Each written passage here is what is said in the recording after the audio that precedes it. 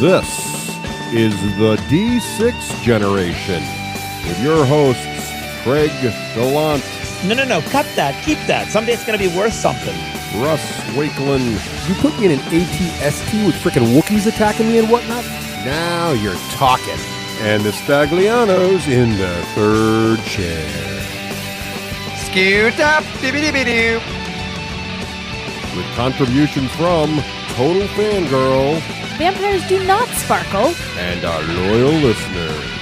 Are you crazy? That's like 400 hours of gamer nonsense. Welcome to another edition of Rapid Fire, the roundtable discussion of all things gaming, covered at the speed of two mighty champions rushing headlong from the Tavern of Heroes and straight into the House of Unending Shadows and Glory. Today's edition is brought to you by all of our friends over at Patreon, the men, the women, the boys, and girls who keep these lights on and keep this show rolling. Today, that would be Phil McPeak, Menoth John, Ben Methrow, Pete Miller, Jeffrey Morgan, and what the heck, Simon Westerby. I'm Pete McGardigan, your host today. Our panelists are Russ Roadhouse Wakelin and one of the dynamic duo of dungeons, one of the terrible Tavern of Heroes twins, the elder brother Steve Speakeasy Stagliano. Let's begin. Issue number one. One of the most fascinating elements of human reproduction, especially to those of us designated as singletons by genetic studies, are twins.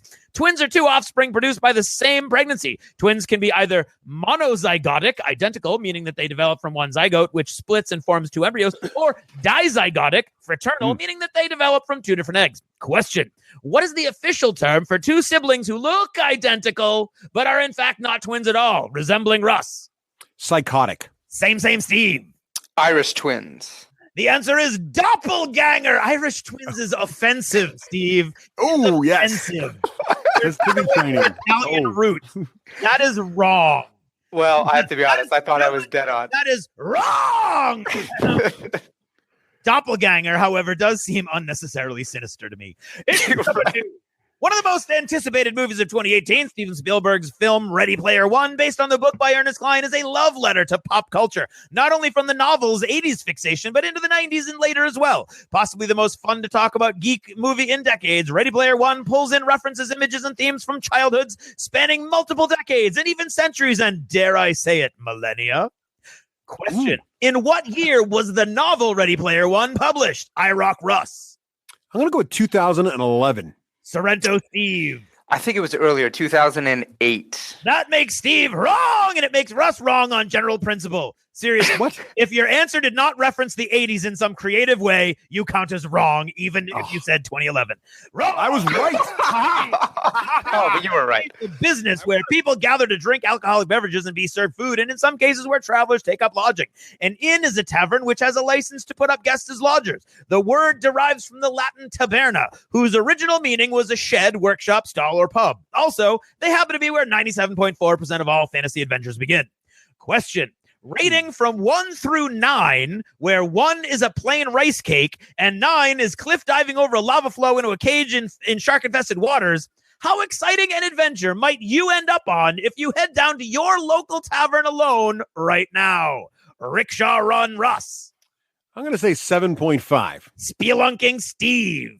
Yeah, I'm going to go with the 6. Well, if you're heading down to the old Kilkenny pub here in Milford, New Hampshire, you're looking at a 5.2, or mountain biking solo down a sand dune in the Gobi Desert. But your mileage may vary, so let's just call you both wrong. Issue number 4. Celebrity refers to the fame and public attention accorded to individuals or groups, but is usually applied to the persons or groups of people themselves who receive such a status of fame and attention. Celebrity status is often associated with influence and prestige within a particular community, great and small, and even micro. Question: celebrity means a lot of things to a lot of people, and often the definition can shift from one moment to the next. The word celebrity comes from the Latin word celebere. What did celebere mean, renowned Russ? It's a small drink, drunk during the American Revolution. It was kind of yellow. Steve. What did it previously mean? Celebere is a Latin word meaning what?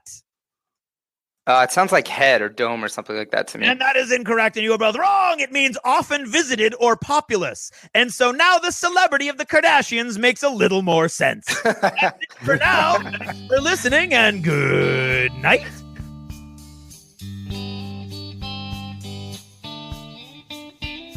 This episode of the D6 Generation is brought to you by Battle Foam, protecting your army so you don't have to.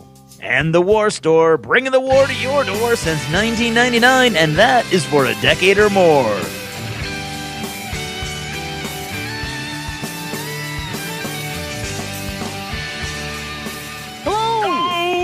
Hello. Hey, welcome to episode 235, Craig. Yes, 235. That seems legit right there. It's legit of the D6 Generation. I'm Russ Wakeman. I'm Craig Gallant. And I am Steven Stagliano. Or is Hey! Or is he? Yeah, who knows? Is that Steven or is that Michael? When you're dealing with twins, there's really no way to tell. There isn't. Well, we are super excited to have both the Staglianos on the show today. At one point or another. Steven is joining us now, or is he? You can't tell them apart. You can't. Steven, is there any Actually, easy I way? will say this. I will say I can tell them apart because Steven doesn't sound quite, ironically enough, does not sound quite as much like Stephen Bonacore as Michael does.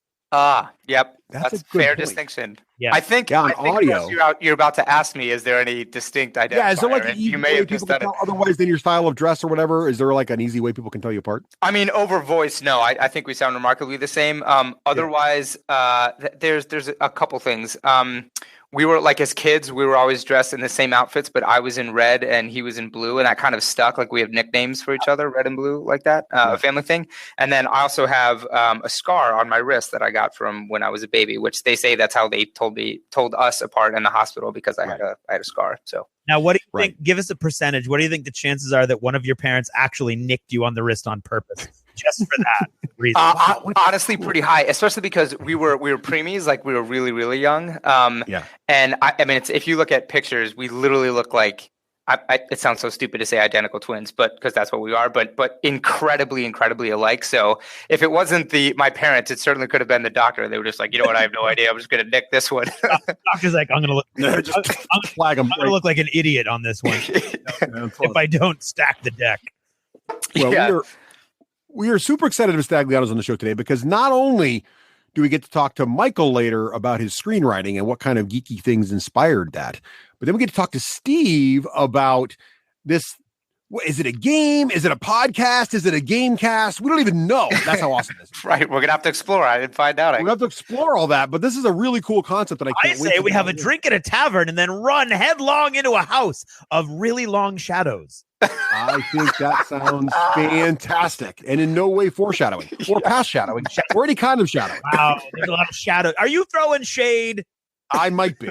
But before we get to all that, we need to talk a little bit of business here, the lost chapters. Yes, indeed. Now, last time Craig and I went to Dunkin' Donuts, we can't be sure because I didn't check his wrists, but we ran into one of the Staglianos and he claimed to be Michael, but I'm not 100% sure. But in any case, Craig, do you remember what we talked about? Or wait, I should ask Steve If I remember. if he remembers, because that'll tip his hand. Ready Player One. Aha! I knew it was you. Yeah, it was I really me. knew. I would say I was in disguise, but I was wearing my own face. No need, so, right? Yeah, right. So, But were you wearing red? That's the question. That's the kicker. right. So we did talk about Ready Player One. It's chock full of spoilers and Easter eggs, just like the movie. Ridiculous. So we had a nice time chatting about that. And Craig, what should people do if they want to go hear more about the lost chapters, hear this extra bit of content, hear and try to guess the difference between a Stagliano on audio? How would they go about doing that? Well, the best way, Russ, would be the best way for us and for them would be to go to patreon.com, look for the D6 Generation, or go to the d6generation.com and click on the Patreon button. They'll both bring you to the same place. And basically that's a very quick little, I mean, don't watch the video, really just spare your eyeballs that site. We cannot be held responsible for any sort of medical condition you have if you watch that video. But basically, that page will explain Patreon. And Patreon, what that is that you're happy to help the show stay alive, help the show move forward, and you're basically kicking in a little tip into the tip jar to help us keep the lights on and running and going to these things so that we can report on them back to you and talk to all these cool people. And if you are pledging $2 an episode or more, that unlocks the entire library of Lost Chapter. That's right, the genius economic plan of giving you 4 hours of every other week for free and charging you for a half an hour. Exactly. The brilliance is hard to contain. I am surprised that we have not yet been approached by like economic advisors around the world asking how they can recreate this for their federal governments. It is a bit of magic. Yeah. So there you have it. But what's the time now for, Craig? Depends. I think it's probably time for achievements in gaming. It is. And Achievements in Gaming is brought to you by all of our fine patrons over at Patreon, including folks in the chat room like right now, like Scott and Sean and Simon. Thank you guys so much for joining. And while it costs at least $2 an episode to get the Lost Chapters, any amount of backing, any generosity you can find gets you into our live chat, and you can listen to us record this nonsense live in real time. Yeah. And as we can see from the chat right now, apparently people like it. So there you have it. Yeah. Couple do. We should say there's plenty of room in the chat room. There's plenty of room for more. So Steve, what have you been playing lately? What board games, card games, RPGs, whatever? Yeah, good question.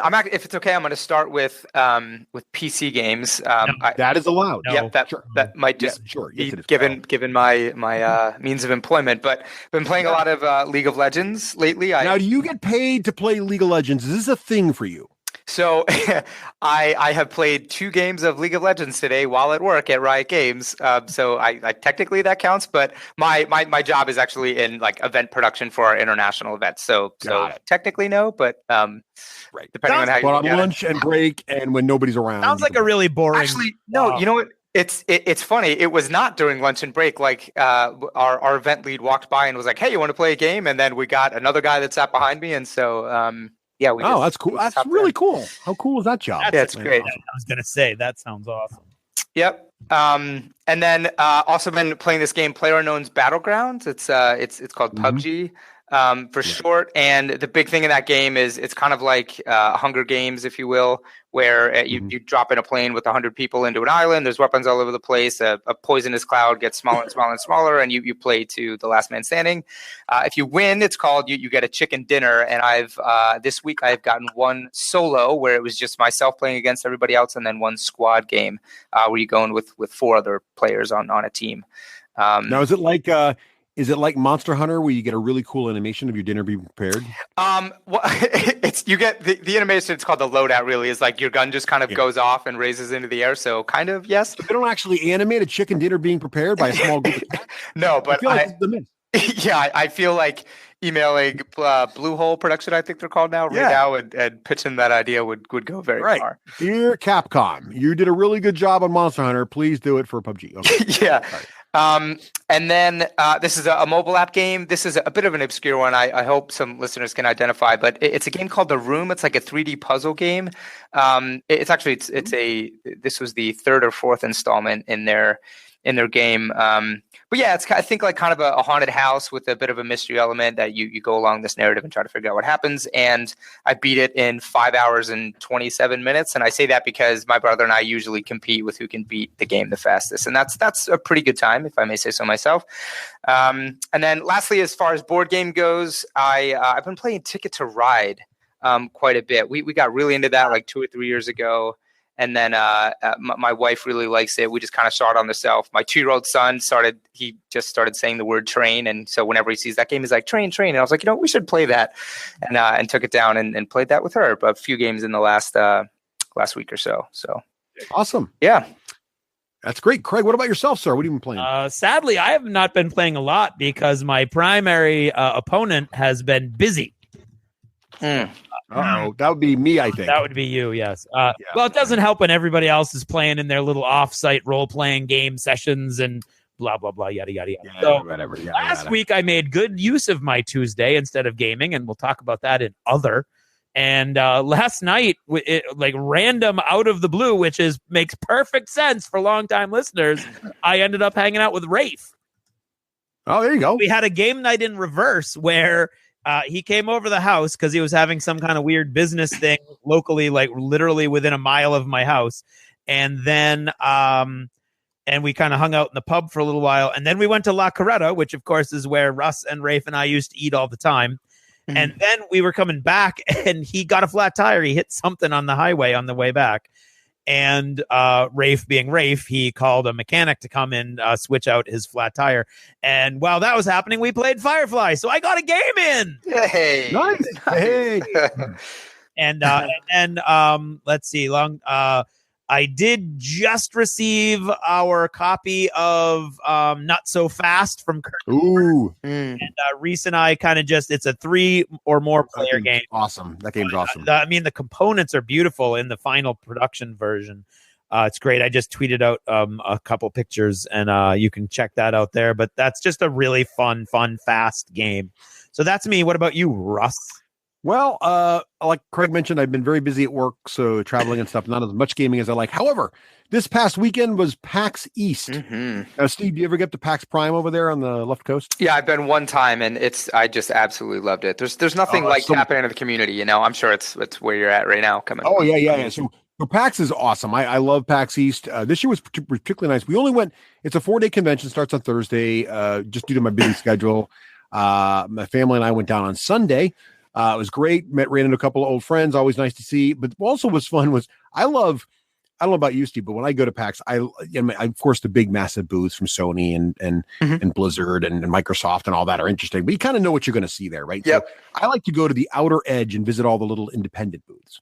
Right now, also in PAX East now, there's a pretty good board game section, so you get to see all those folks too. But what I really like is little indie video game developers, because you never know what you're going to find. And my favorite little nugget this time around was this game called Coffence. Have you heard of this thing? No, I haven't.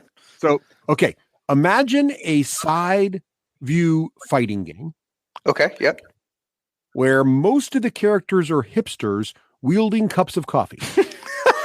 So, oh my gosh, I love it. The premise is gold. The premise is gold. Yep. So, and the animation style is brilliant. In fact, if you go to Steam right now, it's on there as an early, you pre-release.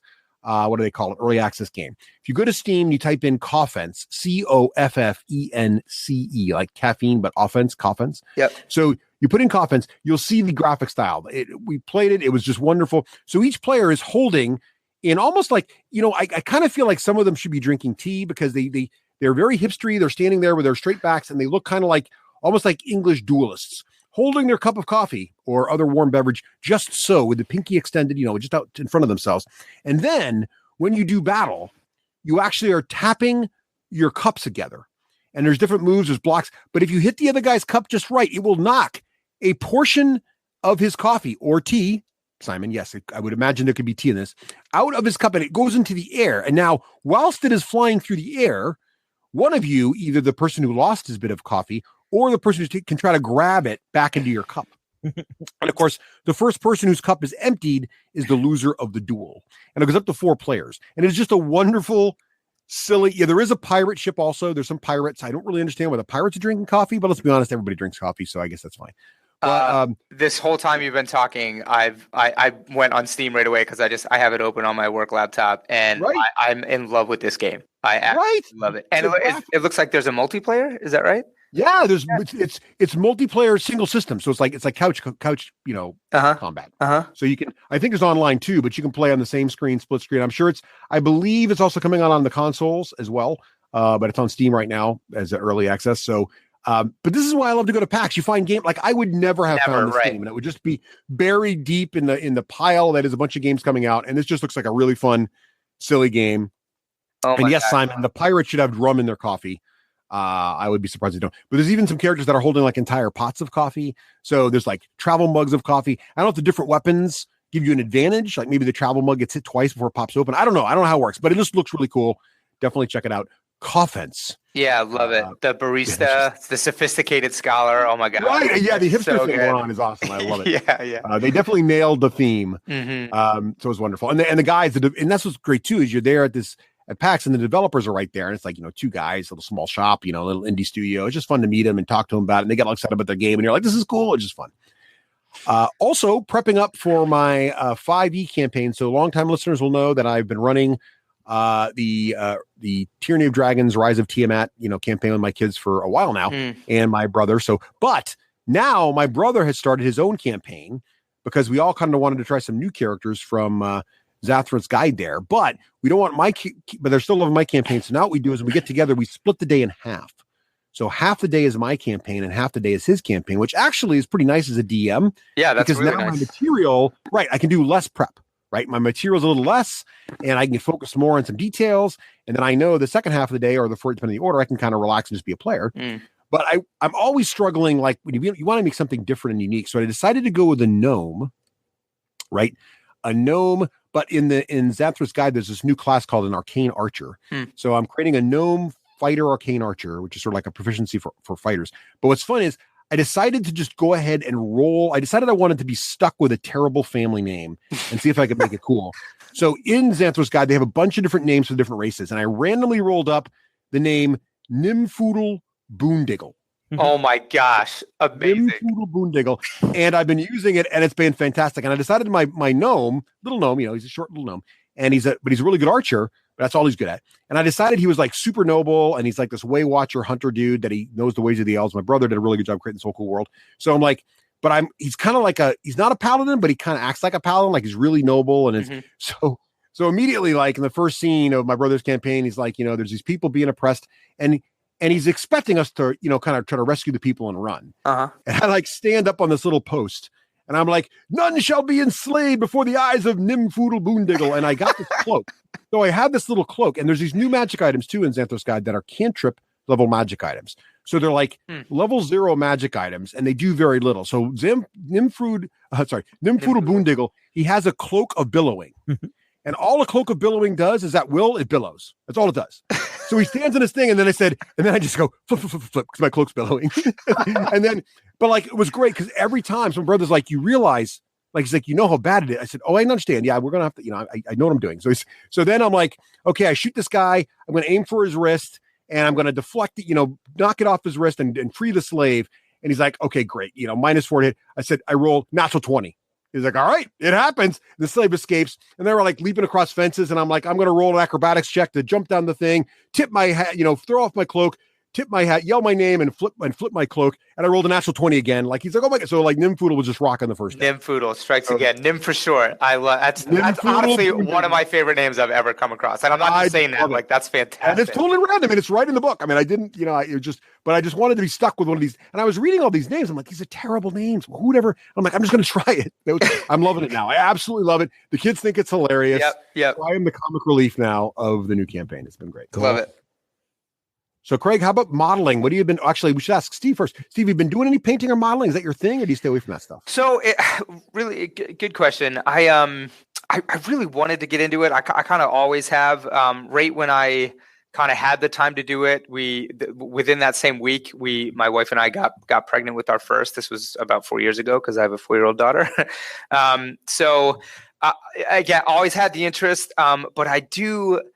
On Instagram follow several painters, and I'm just fascinated by it. I absolutely love it. I make it a point. I've dropped several hundreds, if not thousands of dollars just buying miniatures for Pathfinder or D&D or now Tavern of Heroes campaigns that we've run. So I just think it's the coolest little hobby to have if you're actually painting them, or even just to collect. So no, not painting anything myself, but am a big advocate and just absolutely love the hobby. That's awesome. Yep. So great. What about you, Craig? Well, I am super happy to report that I have completed all of the models for the Firefly adventure game. Nice. The pictures look amazing. Thank you. Wow. The pictures, they look a lot cooler in person without the light enhancements, because truth be told, I'm sure somewhere out there are beautiful resin masters, of these bottles, but the plastic that they've used for them is a little soft, and so doesn't really, it's really kind of crazy because from 4 feet away, that is Malcolm Reynolds. That's like, that's him. You can tell wash. They look like the actors. You can tell the faces, the hair's perfect. But if you look at the it's all very soft details, and it's very weird. So somewhere, like, a lot of the detail has been lost. So you can't really get in there and do a lot of detail. So I did a lot with washes and no pun intended. And I used that Grelin Earth Games Workshop paint that crackles. Oh yeah, that looks cool. Yeah, it came out really cool. And again, I still have no concept of how to figure out how to control how the cracks happen. So it theoretically, if you make it really thin, there are many cracks and they're small to tiny.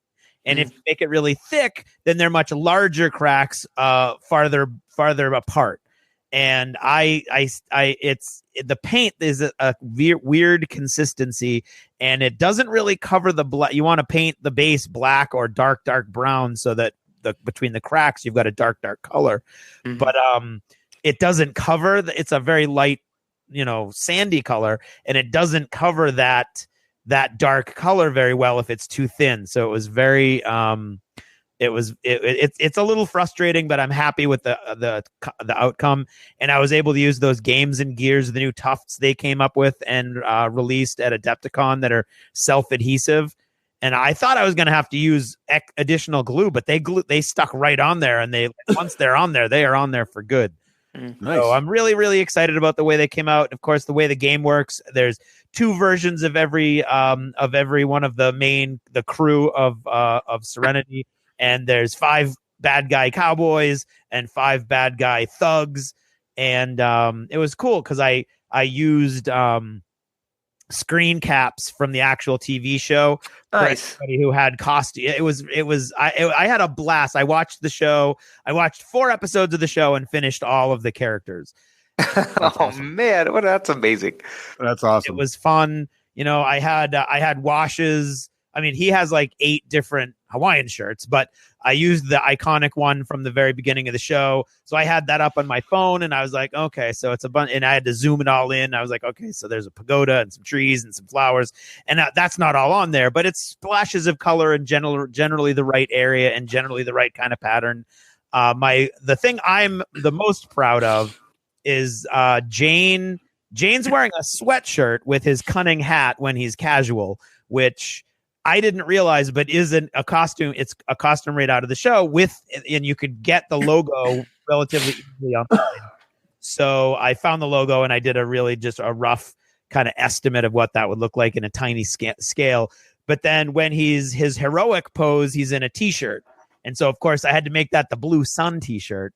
And so I actually painted the Blue Sun logo onto his onto an olive drab t-shirt. I think it came out great. I'm really super happy with the way they came out. And so I was very excited to have all that done. So that's exciting. Well, that's cool. And then I don't know about Russ. I'm still super excited about Drop Fleet Commander. I am too.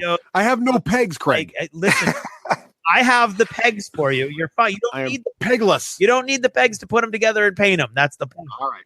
Fair enough. And so I put together a PHR, the post-human republic, really cool cyborg humans. I put their ships together, and I'm putting together the Scourge starter fleet. And we do have a peg problem. I'm in the process of trying to track that down and make that better. Because we had an extra fleet, that's why we do have some pegs that we'll be able to hopefully put together the starter fleets to at least start playing until I can source the pegs we are missing.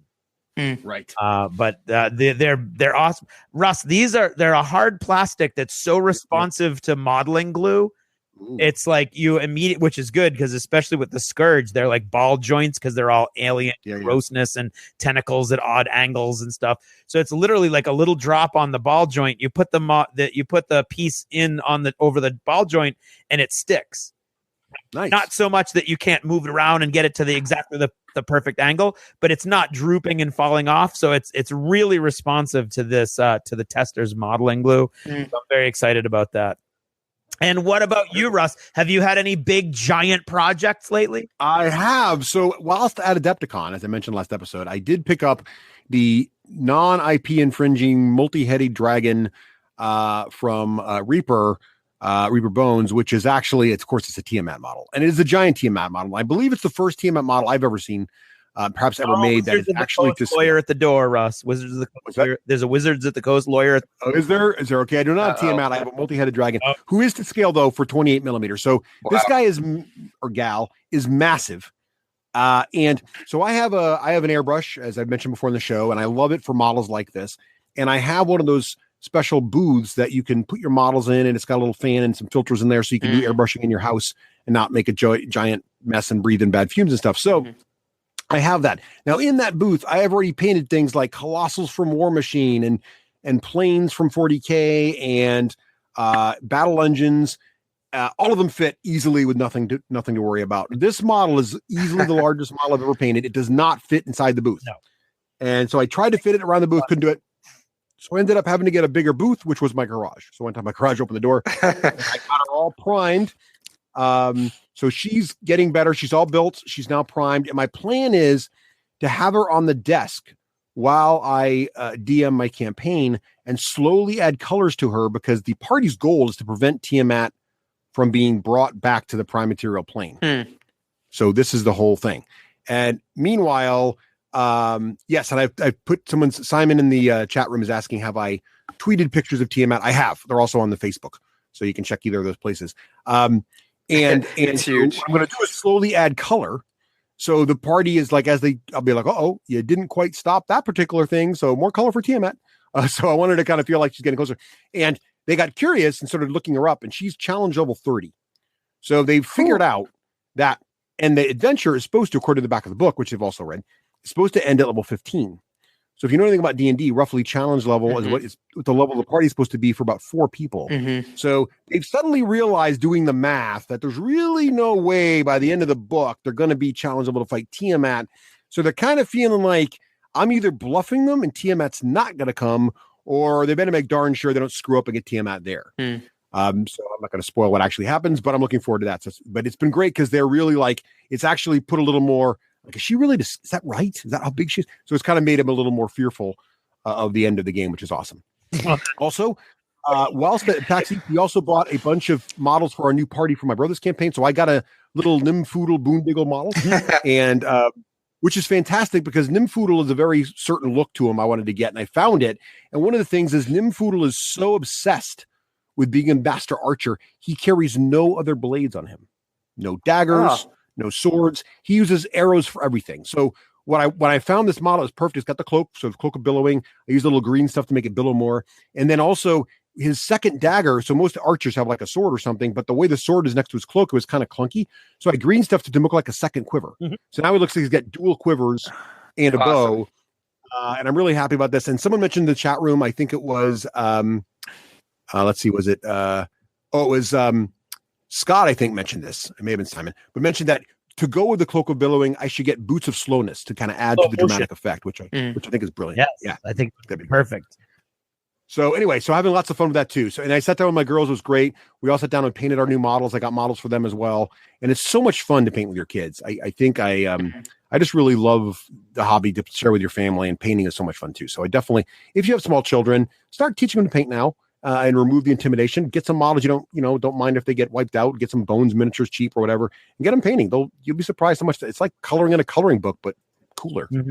Yeah, you can consider me inspired. And we paint Barbies and coloring books right now. But I had the dice set in my daughter's hands when she turned 2. So I think next step for sure will be start painting miniatures. That is awesome. And what I did was I had a whole set of Descent models that I knew I was never going to paint. So I just grabbed a couple and said, "Hey girls, what do you like?" And there's like 1 million characters in there, and it's funny. I kept them. I still have them. So I had these models when they painted. They were like 4 and 5. And they're they're like imagine a 4 or 5 year old coloring a coloring picture. That's what it looks like. Yeah, sure. But they've evolved now, and by the time they were 10, 11, 12, 13, they can actually do a pretty good job. So really I love that. This is why I love this show. I always just get these great ideas from. Yeah, have fun with your kids. Well, take something so great. Run with them. Yeah. So what about other stuff, Steve? Geeky goodness, comics, TV shows, movies. What have you been watching or reading? Yeah, so it's this. I'm sure a twin joke will come in here somewhere, but Ready Player One. Finished that. Actually, we had a company outing thing with Riot, where we all went to go see it together, which was super fun.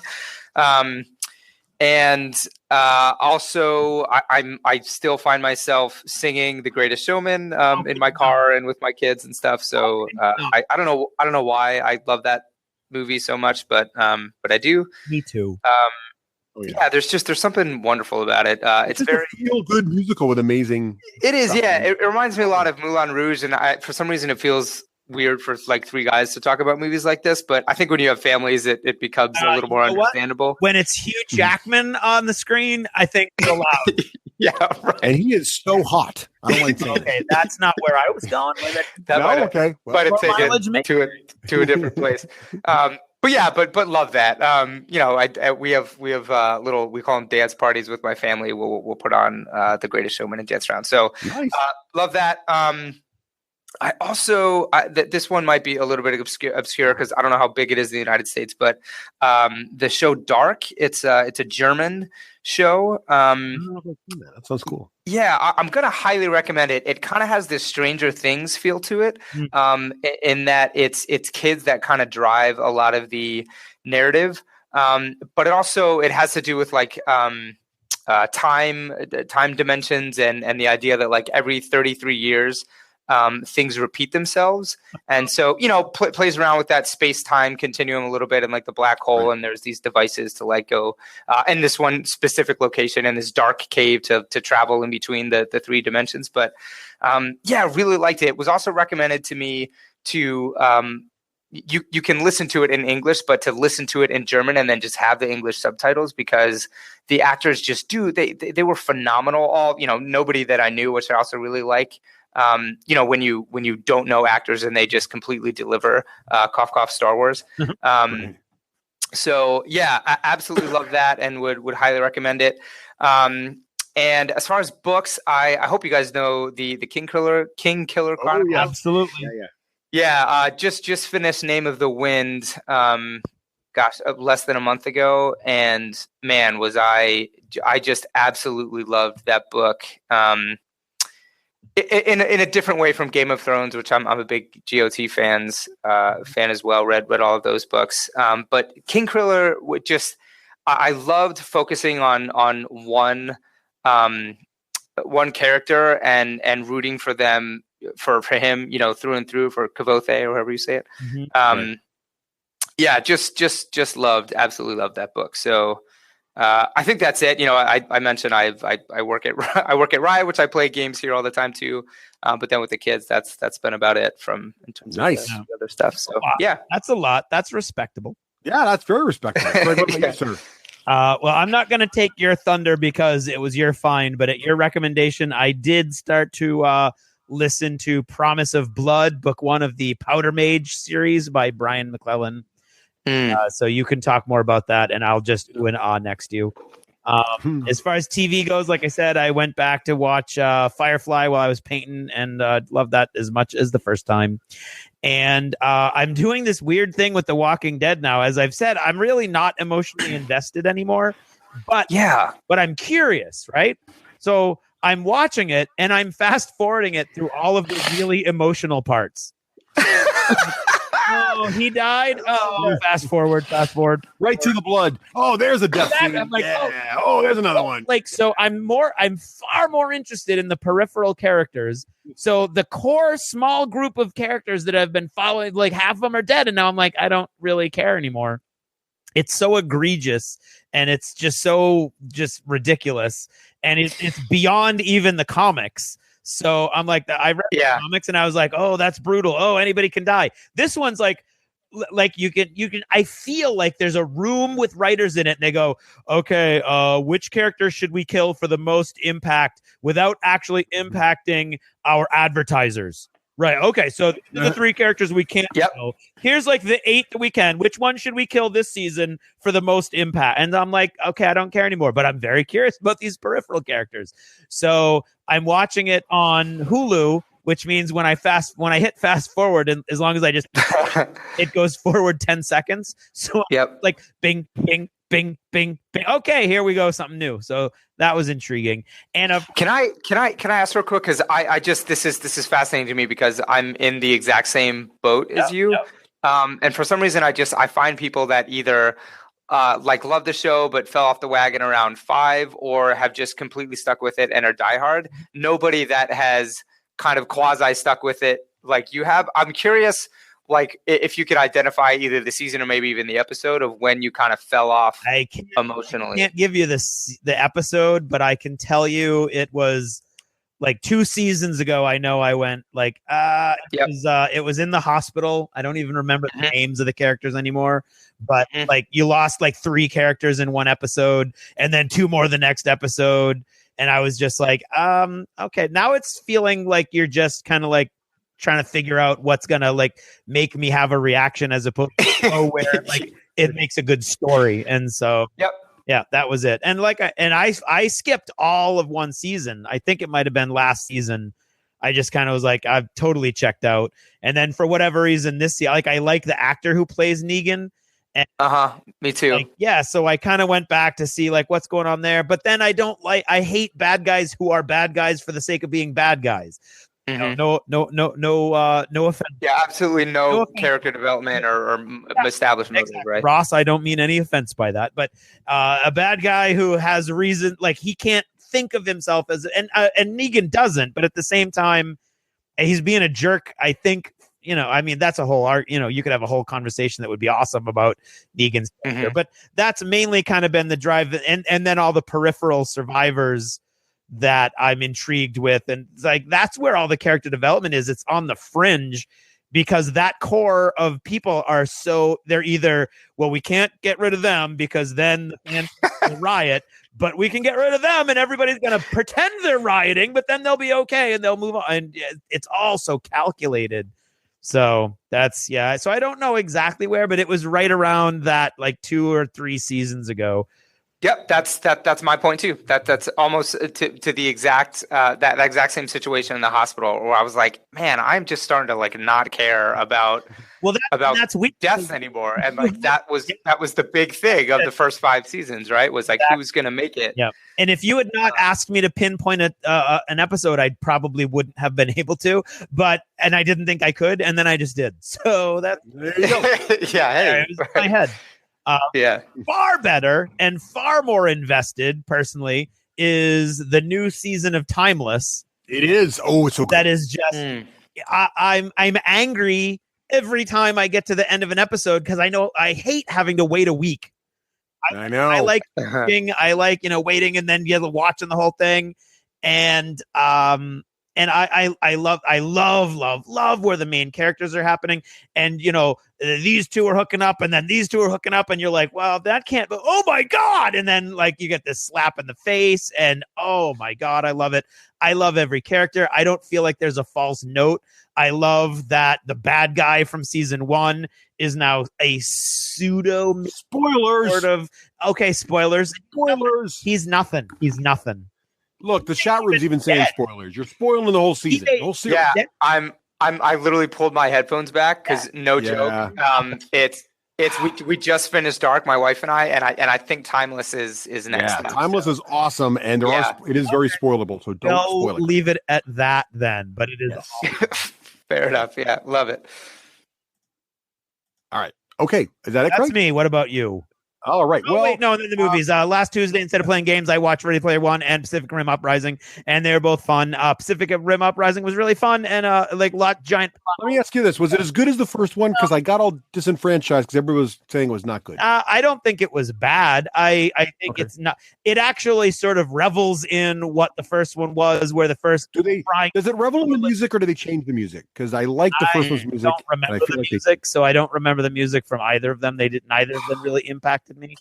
I mean, there's some giant plot holes. It's not as bad as Independence Day, the Independence Day sequel, or Wrinkle in Time. I would not have given my money. Those are pretty low bars. Yeah, we're setting the bar. Yeah, yeah, right. So I would not have done that. But I walked out thinking it was fun and I enjoyed it, and it was more silly fun.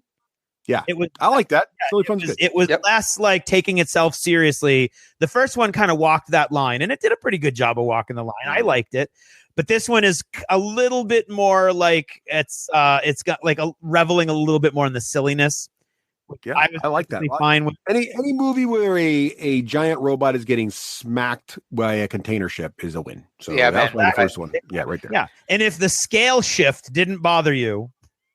Yeah. where Yeah. he was, 100 or 200 feet tall at one point, and then he was wielding a giant container ship like a sword in the next one. Then details. Yeah, Exactly. you'd let that go. point. Yeah, silly, Yeah. Yeah. don't worry about it. right. Forget about it. Right. It's a robot movie. Exactly. Fighting giant monsters. Yeah. Any movie where they are allowed to use the term kaiju is good with me. Right.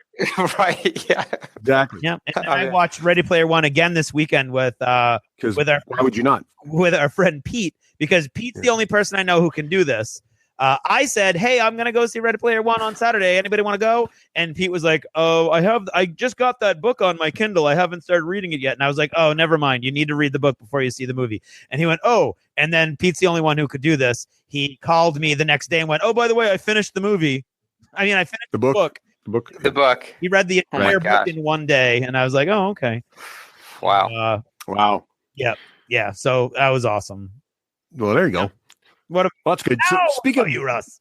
Well, speaking of books, so it was Ross Watson's recommendation when he was on the show. He recommended Promise of Blood by Brian McCullen, which is the first book in a 3-book trilogy, thus the name trilogy, the Powder Mage series. And I am loving it. I'm about an hour away from the end on Audible. The narrator's fantastic. I think the story's very compelling. I love the world, and I love what's happening. And there is a bit of setup in the beginning of the book that you have to kind of get through. I enjoyed every minute of it. Don't get me wrong, but there starts to really a little slow, but that's because I was coming off a really amazing book. But the payoff in the second half of the book just like snowballs. Yeah. It goes from that was pretty cool. Oh my god! And then I just find it hilarious. The characters get really endearing. The scenes get great.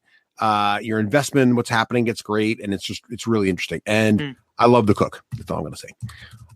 Yes. Also, shows. So I've been watching tons of shows because basically I've been traveling a lot. So what my wife and I do is while I'm traveling to kind of feel like we're together, we will watch a show together here at home, and I'm on the road, and we'll watch like a Netflix show, and we'll text each other. Kind of like. So watched the Santa Clarita Diet. Have you guys seen this show? No. I don't know if this came up with my brother, but I actually live in Santa Clarita. Do you? Are there any zombies there? There's several. Yeah, they're just all over the place. So, No. have you seen this show? No, I have not. Unfortunately. Let me just help you guys out. It sounds like there's a bunch of disenfranchised Walking Dead people out there. You're looking for your zombie fix. That isn't it. I'm telling you right now, this is one of the most well-written and witty shows, I was going to say on television, but on the internet. Video you can consume. It is so brilliant. It is so brilliantly written, so brilliantly casted. Craig, I want to spoil something for you right now, and I can't bring myself to do it. Oh, okay. But, okay. Bodiless Nathan Fillion is freaking hilarious. That's all I'm going to say. That's great. So this show, I cannot say enough about this show. I cannot say. Drew Barrymore as the lead is awesome. Right. Her She's husband, great. the main guy from Justified, is hilarious. Oh my God, it's got a big name. The daughter, the cast, you don't even understand. The cast is amazing. Their daughter, who's unknown, and the daughter is sort of like the family, the nerdy next door neighbor, is great, perfectly cast. The whole show is amazing. The writing is brilliant. The plot is great. And the plot of it is basically, and this is not a spoiler because the trailer shows you this, they're a pair of realtors. They live in suburbia in Santa Clarita. Everything's normal, except one day the wife wakes up, vomits all over the place, doesn't have a heartbeat, and it turns out she's undead and starts craving meat. And first they can give her away raw meat, but then she starts needing to eat human flesh. But you kind of like her and she's feeling kind of better. So how do we deal with this? So it's awesome. And I can't say enough good things about the show. And what's great is the first season's kind of like a situation comedy because you're kind of dealing with the fact like, okay, there's a zombie lady who's now living in suburbia, trying to still be a realtor and keep her life together while she's a flesh-eating zombie. So that's interesting. And how does her daughter deal with that? And how does her husband deal with that? But then the second season, they up-level it. They expand the universe. You start to figure out what it's all about, and it gets even more interesting, but it still maintains this great comedic thing. Fantastic. I can't say enough good things. Yeah, I've heard Timothy Oliphant is really good in it as well. Her husband, Oh my God. The whole I can't say enough good things. Another show that I can't say enough good things about is the Series of Unfortunate Events, also a Netflix series.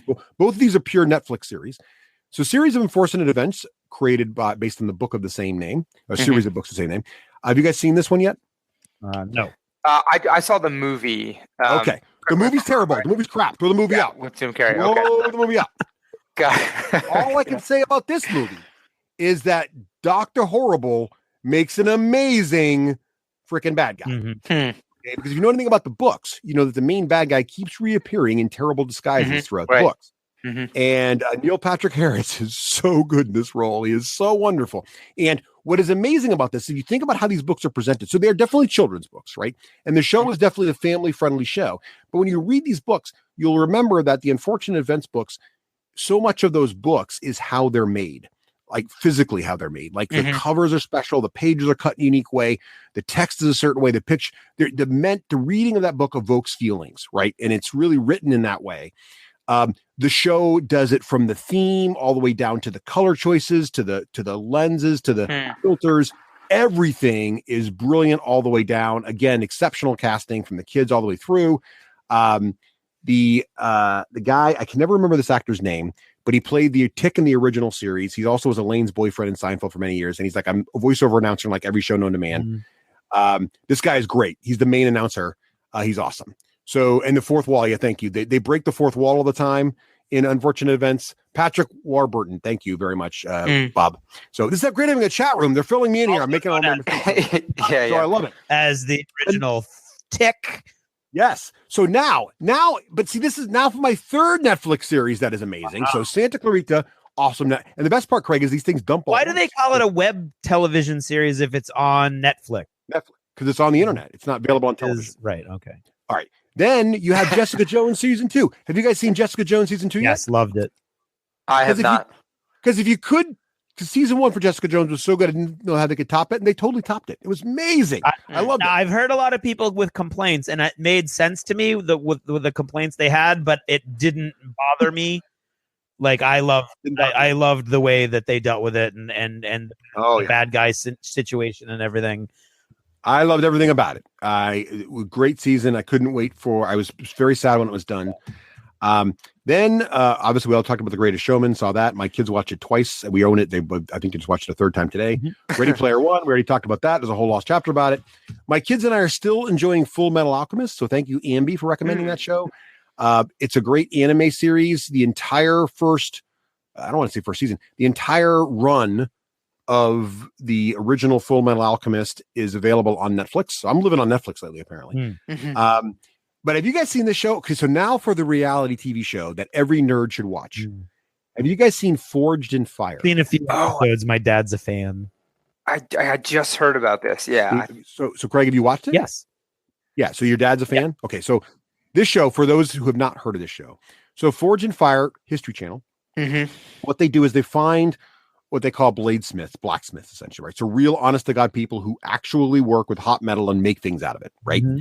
And they come into the forge. So they've got a room set up with like 4 forges, and they bring in, it's on, someone's asking where it's on. It's on the History Channel. Yeah, the History Channel, right? Yeah, the History Channel. So you can also watch it on, I believe I'm watching it on Xbox Live or Xbox One.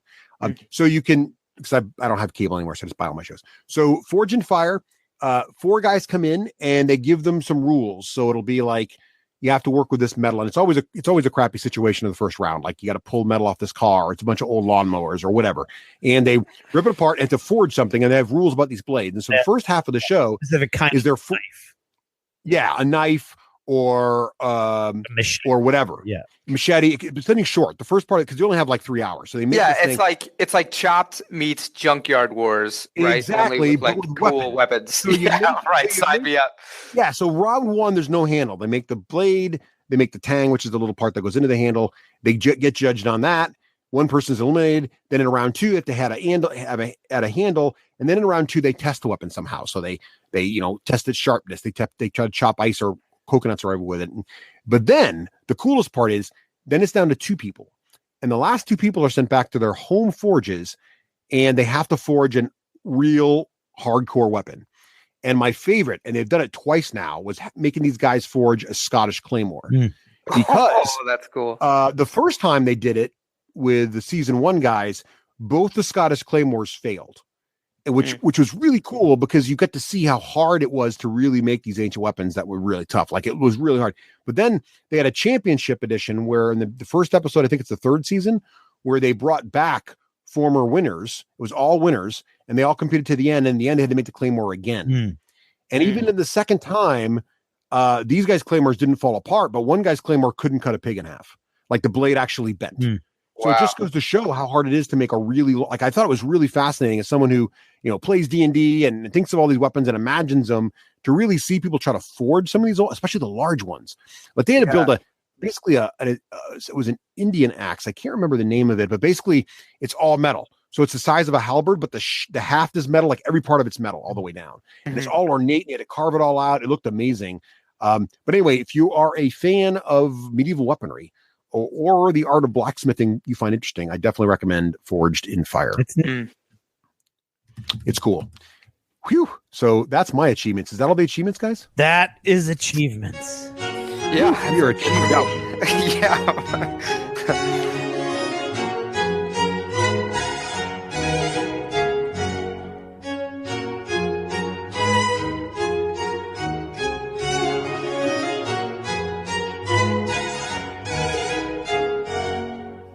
And now, in an attempt to bring a small amount of dignity and decorum to this otherwise base form of entertainment, and I use the term loosely, I am proud to present... Oh, get on with it. It's time for App of the Ep.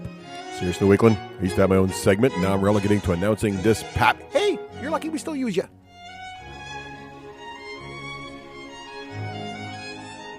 Hey, everyone. Welcome to another App of the Ep. This time around, I want to talk about an app. I think it's available on iOS and Android. And I may have mentioned it once, but I hadn't really messed with it too much until our recent session of D&D here at my house. And that is SyrinScape, I think it is. And the idea behind this app is it is a app that does little sound effects for while you're playing your games, and generally targeting role-playing games, but you can pretty much shoot for anything. And the idea is you go into this app and it's just chock full of these little buttons that have various sounds.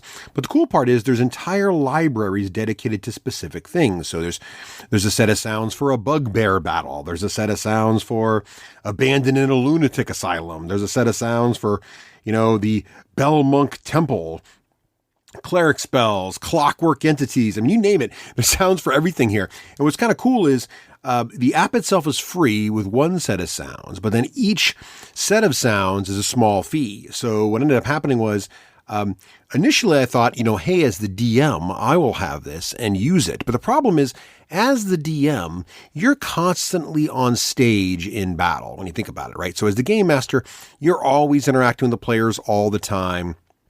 You're constantly, are you going to swing to hit? Okay, well then the bad guy hits him in the shoulder, blah, blah, blah. You don't really have a chance to really pause, look at an app and play a sound. So as a DM, when I tried to use it, I found it was cumbersome and in the way, and just, it doesn't really adding to the mood. It was actually slowing combat down or slowing the game down. So I didn't really mess with it too much. But then my brother started his campaign. And so now I've been in the scenario where I'm a player in combat. And as many of you know, as a player in an RPG, you have a lot more downtime, right? So with a lot more downtime, when other players are going, you actually have the time.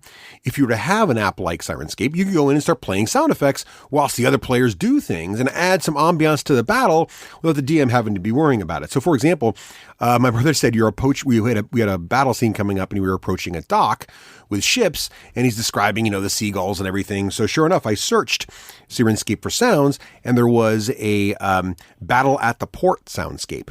So I looked at it. It was 99 cents. I'm like, what the heck? I'll try it. So I spent my 99 cents, got the battle at the thing. And sure enough, right at the top, there's a button that says seagulls. So I clicked it, and sure enough, all of a sudden there's these background sounds of seagulls, cawing in the background there. And there's another button that makes like the sounds of hammering on boats and dockworks. It was kind of neat. So then, as we're doing this, he's describing the scene, and I'm just picking various sounds to do it. It's making people smile, but still adding to the ambiance. And then the battle starts, and you got all these sounds for, arrows hitting wood, arrows deflecting off shields, the swooshing of swords. And again, as the DM, there's just really no time to do all this. But as a player during your downtime, now it's kind of fun. So I was going in and doing that. And I guess it got a little old after a while, but it was kind of cool. Everybody seemed to enjoy it, and it added a little bit of fun and brought smiles to faces while we were doing it. So there's even sound effects for various spell casting.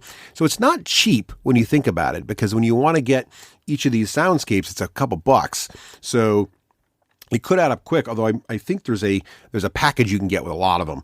But it's kind of neat. And, for the price of a less than a Starbucks coffee, you could have some sounds for a particular battle that day. And of course, once you purchase them, you have them forever. So over time, you're going to build a fun little library. So when you have that giant rat battle or that ghoul battle or the gnoll battle or there's all kinds of ones in here. I'm just looking through the list here. The High Seas battle or the Icy Wasteland. Ooh, Icy Wasteland. I think that's coming up next to my campaign. All kinds of cool stuff. So again, check it out. If you like a little ambiance to your combat in your role-playing game, or it would be great for board games too, because I'm pretty sure they have a scenario for pretty much anything you could dream up here. Check out SyrinScape on iOS and Android.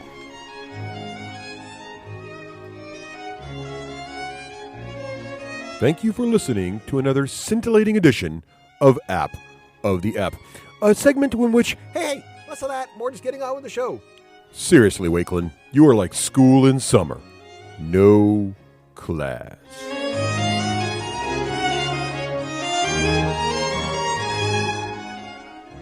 Hey, welcome back. And now, since Michael Stagliano is on the show, Yes. we have both the Stagliano brothers here, but today we have a little quiet moment, a little quiet time with Michael. Just Michael.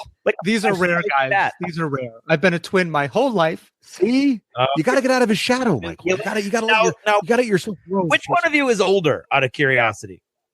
Steve is older by 2 minutes because I kicked him out of the womb. I was nice and comfortable, and I was like, "Get out of here! I need some space." And you're like, I'm having 2 minutes of alone time. Hit the road, pal. Exactly, just like what we're doing now. Exactly. So Michael, this is awesome, and we do have a question we always ask each of our guests.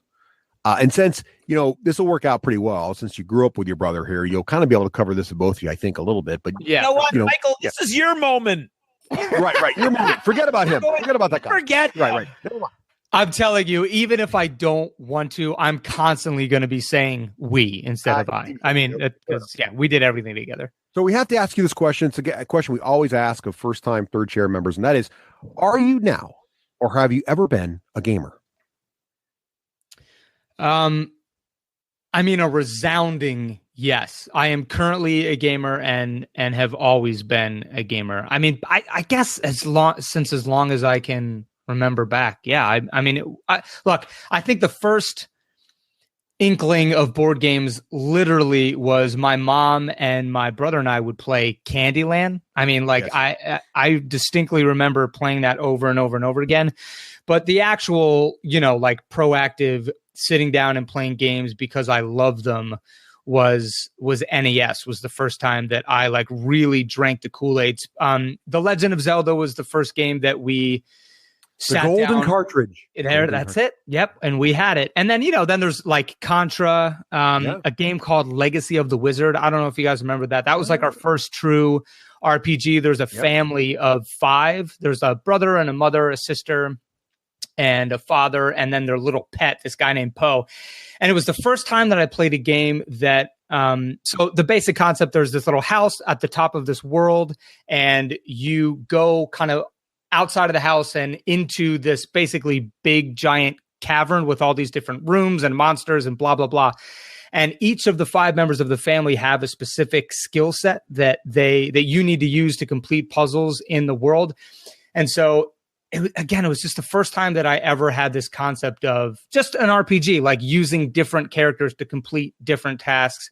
And I mean, I was 8 or 9 and we played with my dad, and that was hook, line, and sinker. You can go all the way down. Then we got Sega Genesis and N64 and the Xbox, the first Xbox, and then all the other Xbox, and then mobile gaming and app games and PC and World of Warcraft. I mean, and we're board game developers too. So, let me ask you this. So you definitely got the video game side covered. I mean, it sounds like you guys pretty much from a very young age had every single console. Yeah. From NES all the way up, which is awesome. Did you have a Dreamcast? Did not have a Dreamcast. No, I don't know why we never. I didn't either, and I feel like I missed the whole thing because everybody who had a Dreamcast. Were those the ones that were like laser disc, right? Or were they discs or actual cartridges? I feel like they were discs, but someone will write in. I don't know what's in the chat room right now, so they can't tell us. But I can't remember. But let me ask you this: Did you get into you mentioned Candyland at a younger age? Did you get into any board games? Did the board gaming come later, or with kind of the board gaming renaissance in the the late 2000s, or did you kind of into at a young age? Anything beyond like the typical, the classic board games everybody has in their basement, Clue and Monopoly and checkers and chess, not counting those. But when did you ever play in any gamery board games? No, and it's it sounds silly I'm 34. It sounds silly to regret not doing something when you're 12 and 13, but no, we didn't. All the ones that you mentioned, honestly, like Monopoly and chess and checkers and blah, blah, blah. But then, there were like Life and Crossfire. Do you guys remember Crossfire? The little, you'd shoot little beat. That's not even a board game, but no. So to answer it directly, no, we didn't. Yeah, we never even like, I wish so bad that we got into D&D when we were in middle school, because, we would have played for 10 hours every weekend, but yeah, it was mainly console at that point. Right. So board games came later then. So how did you go from never, not being into anything beyond the sort of the classic family games? How did you get into that saying, I think I want to make a board game? How did that sort of thing happen? You know what? That's a good question too. I guess it was back in 2010, maybe. Steve and I were just sitting around and we were like, it'd be really fun is if we made a board game. And so, we've made 4 titles, so far. We self-published 2 of them, and then one of them was through a New York Times bestselling author. It was actually a card game, not a board game. And then our latest title is a game called Tavern of Heroes, which is like a very, very boiled down rule system of D&D and Pathfinder, and more of like a sit and play, kind of rules light, heavy combat, kind of a hack and slash version of the game.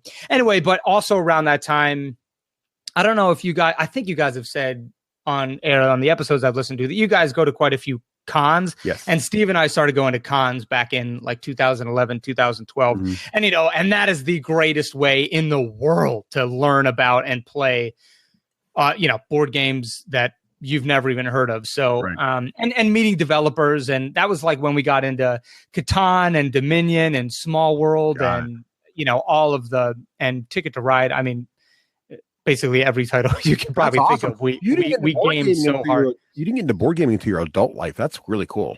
Yeah, but I guess I agree with you though. More of we got swept up in the board game revolution. That's great. That's awesome. So now, of course, as you grew up then as a gamer, but a video gamer, nothing wrong with that. I did too. I love it. So you got in all the video games, you got into that. When did you know you wanted to be a writer? And do you think that your gaming influenced that in any way? You know what? I guess I've never thought about that relationship directly. So I'll break it down in 2 parts. I've been a writer my whole life. I literally remember in 5th grade, I had a teacher named Mrs. Edwards, and she just taught us the difference between showing and telling and just what that means. And it just hooked me. And, that made me fall in love with reading. The next year, I actually placed 3rd in this nationwide contest. We had to write a short story based off of a Norman Rockwell painting. Yep. It's actually hanging up in my office right now. Well, that's cool. And when you're in 6th grade and I didn't even win, but I got 3rd in this nationwide contest. That was so validating and made me love it even more. I graduated with an English degree an English degree and a minor in creative writing. I wrote a book in college. So I've always been a writer. And then I decided to do screenwriting back in 2012. Actually, kind of the same thing I just mentioned with my brother. I was just like, God, I really love movies. I think I could write a movie. And then, and then I wrote a movie. Cool. And then in terms of board gaming, or I guess gaming in general, influencing my writing, the only way that I know it has affected it is all of my hired work and my reps and all the meetings I go on and all the stuff that I've optioned or sold has been all genre stuff, like, sci-fi, fantasy, adventure, drama, which is directly related to all of the games that I play are, I really like that genre. So, and you know what, actually I'm saying that, and a pilot that I wrote that never sold, but got me a ton of meetings and some other hired work is called The Manor and the Maze. Mm-hmm. And it's I won't go through the whole premise, that would bore people to tears, but I built in these mechanics of basically an escape room, which actually I think you guys just talked about recently in an episode. We just did escape rooms, yeah. With who is the guest? It was this girl, I forget her name now. Oh, Ambi. Ambi, yeah. Anyway, Ambi, and you yeah, guys went all over escape rooms. Anyway, so I tied in some mechanics of an escape room into a pilot. So to answer your question, I mean, that directly, my gaming influence directly influenced something that I wrote. So Right. Cool. So yeah, it all seeps in. That's cool. So what I meant to ask you too, when we were talking about your life as a kid, but it sounds like you do a lot of genre work in sci-fi and fantasy. Did you enjoy a lot of sci-fi and fantasy? Like, what were some of your favorite novels to read when you were younger? Right. Inspirations. You know what? I basically read all the R.L. Stine books, which are Goosebumps. I know that's more horror, obviously, but another big writer that I loved was a guy named Bruce Coville. He was kind of a middle grade young adult writer. I read all of his books, particularly a book called Jeremy Thatcher Dragon Hatcher. And it was, if you guys, this is embarrassing, but literally last year, I'm 34, literally last year, I went back and read it. And it's such a beautiful, perfect example of just a fantasy story. And, there's a dragon in it. Like, what's more fantasy than a dragon? And, it's about this kid that finds a dragon egg and hatches it and releases it into the world. And yeah, that was my first real love of fantasy was probably spawned from that book. And then look, then going through college, I read all the Lord of the Rings books. I read, there's an author named Robin Hobb that I really love. I've read all of her stuff. Obviously Game of Thrones, but I read those well before the series came out. As you should. And I know, I can't remember now if it was Craig or Russ, but one of you has gone back and is listening to the books on tape. I'm actually doing that too. And I've only done the first one and I'm halfway through Clash, I think. So my advice, as I've said, the first 3 at regular speed and I know the 1.5 speed. It's hilarious. I know. I actually haven't done that yet. I've listened to you. I've heard you say that and I still haven't done it. I need to do if you're that. only on 2 or 3, you're still good. Yeah, that's true. Right. Yeah. Feast for Crows. You could go times 2. Exactly. I mean, both the book, the plotting slows down, and so does the narration. So, right. Hey, and this always makes me curious. When I talk to other geeks, what are other? Well, actually, I usually start with this. Have you guys read any of the Star Wars books, or what's other sci-fi fantasy books that you guys have read and love? Craig, we have there's a 2-parter, Craig. So first, have you read the Star Wars books? And second, please refer to your epic list of awesome sci-fi books.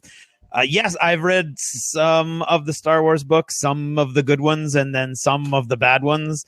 I heard you guys mention I might mispronounce this, the Thrawn trilogy. Is that a thing? Is that one of them? Those are great, although they don't make any sense now because they've all been retconned. Oh, really? Yeah. So, I mean, as soon as Disney, they just kind of blew away that whole side of the galaxy. Right. Sure. Yeah. And then sort of, I mean, they know when they've got a gem, right? So Thrawn is back. He's been woven into Star Wars Rebels, and no spoilers, but the end of Star Wars Rebels deals with Thrawn's like the main bad guy by the series. And so I mean, he's great. Who's that? Is that Zahn? I could turn around to the bookshelf behind me and see, but this ramshackle headset that I'm wearing would fall apart, and then you'd lose me completely. So, have you guys read any Terry Goodkind? That he was the other Wizard's First Rule was one of the first hard fantasy books that I read. I read one of his, and I wasn't super. I enjoyed it, but I wasn't super engaged. Yeah, they're a little. I mean, I don't want to. They're a little rough, kind of brutal. There's rape and stuff. I was like, whoa, yeah, whoa. Well, that was what? Oh, now see, I don't generally like that. And then one of my favorite series is exactly that. And who's it? I'm not gonna. Yeah, and I hate that series, and I can't remember the name of it. I know which one you're talking about, Craig. You don't hate it. The one with the lepers? Yeah, not the one with lepers. Oh, I'm thinking of the lepers. I don't believe I've ever read. Oh, you mean yes. The one leper guy? Yeah, the Stevenson, and the book was the Thomas Covenant, the Unbeliever. That's the one. Yeah, no, that's not what I'm talking about. I'm talking about First Law, the First Law trilogy. Oh, First Law is awesome. Yes. Yeah, that's who's the? I don't know that one. Yeah. I haven't even heard of that. Now you're drop everything. Hang on, I am actually. I'm writing it down. It's called the First Law. First Law. Let me go check my Audible here. And that would be the first law by Joe Abercrombie. Now, Joe Abercrombie. Joe Abercrombie. His actual name is Joe Abercrombie. Yeah, it is. Great movie name. Yep. And so he is very nihilistic. So there's a lot of grit, there's a lot of dirt, there's a lot of dead heroes. Doesn't matter. It's awesome. And it's fantastic. And I hate stories like that. And so it's almost like, I hate you, Joe Abercrombie. You're so good. Oh, it's so good. And all right, cool. I'll check that out for sure. Yeah. Oh, and there's like 6 or 7 books, and they all take place in the same world. Yes. Excellent. And so there's the trilogy, which I recommend you start with. But then there's other ones that take place, and every now and then a character from this trilogy might show up for a second, and then disappear again. But it's like he did a Wild West story, and it's in the same universe, so it's really cool the way he twisted his story. I mean, his world, so that it would fit like a just a seminal Wild West plot. That's cool. He kind of jumped on. Yeah, he's like, well, what he does is the world progresses in time. No, right? Not So really. What's that? Not really. Kinda. So you get farther down anyway. You read the books. You tell me. We'll have you back on, and you can explain whether you agree with me or Craig on that. I've got this just super old school, all like paperback. There's a million books inside. Just an old bookstore that I love, and they will definitely have this one. They have a huge fantasy sci-fi section. I always go there, and I'm like, God, what should I get? So now I'll totally go pick them. It's like $4 a book. It's awesome. Like an ancient. Yeah, they're not really that old. Yeah, they're right. Have you read Dresden Files? Because that's a classic. No, actually, you know what? That's another one. I have heard of one at least. You should read those. Yeah. I'm going to write that down. Those are fantastic. Those are. Have you guys heard of The Lies of Loch Lamora? Have you heard that? Heard of that book? I'm very familiar, but that's a great one. That's a super fun book about just this kid that's like a thief, and then his whole story of how he grows up in this. It was awesome. That was like the last. Oh no, the last book I read. Oh my God! If you guys haven't read this, I'm gonna make your day when you read it. Have you heard of The Name of the Wind? Of course. Patrick? Oh yes, Patrick Rothfuss. Okay. Oh yes. Yeah. My next recommendation. He needs to read another book. Yeah. Well, no, he did. It's called A Wise Man's Fear. Yes, but I've read that one too. Right. Oh, I'm sorry. Okay, but yeah. We're You mean missing the third one. The next book. Right. right. So he needs to not be George R. R. Martin and get us a third book. George R. R. Martin trajectory. And he's getting a movie made or series. Someone's making a movie about this. Yeah, I think Warner Brothers bought the rights. This is making me concerned. 2 years ago. Finish. Wait a minute. Hang on. I feel like you guys are being unfair. Didn't Wise Man's Fear come out last year? Am I nuts? I don't think so. Oh, yeah. Oh. Let's see. Wise Man's Fear. It's in my Audible collection. Let's go find out. We're super high tech here.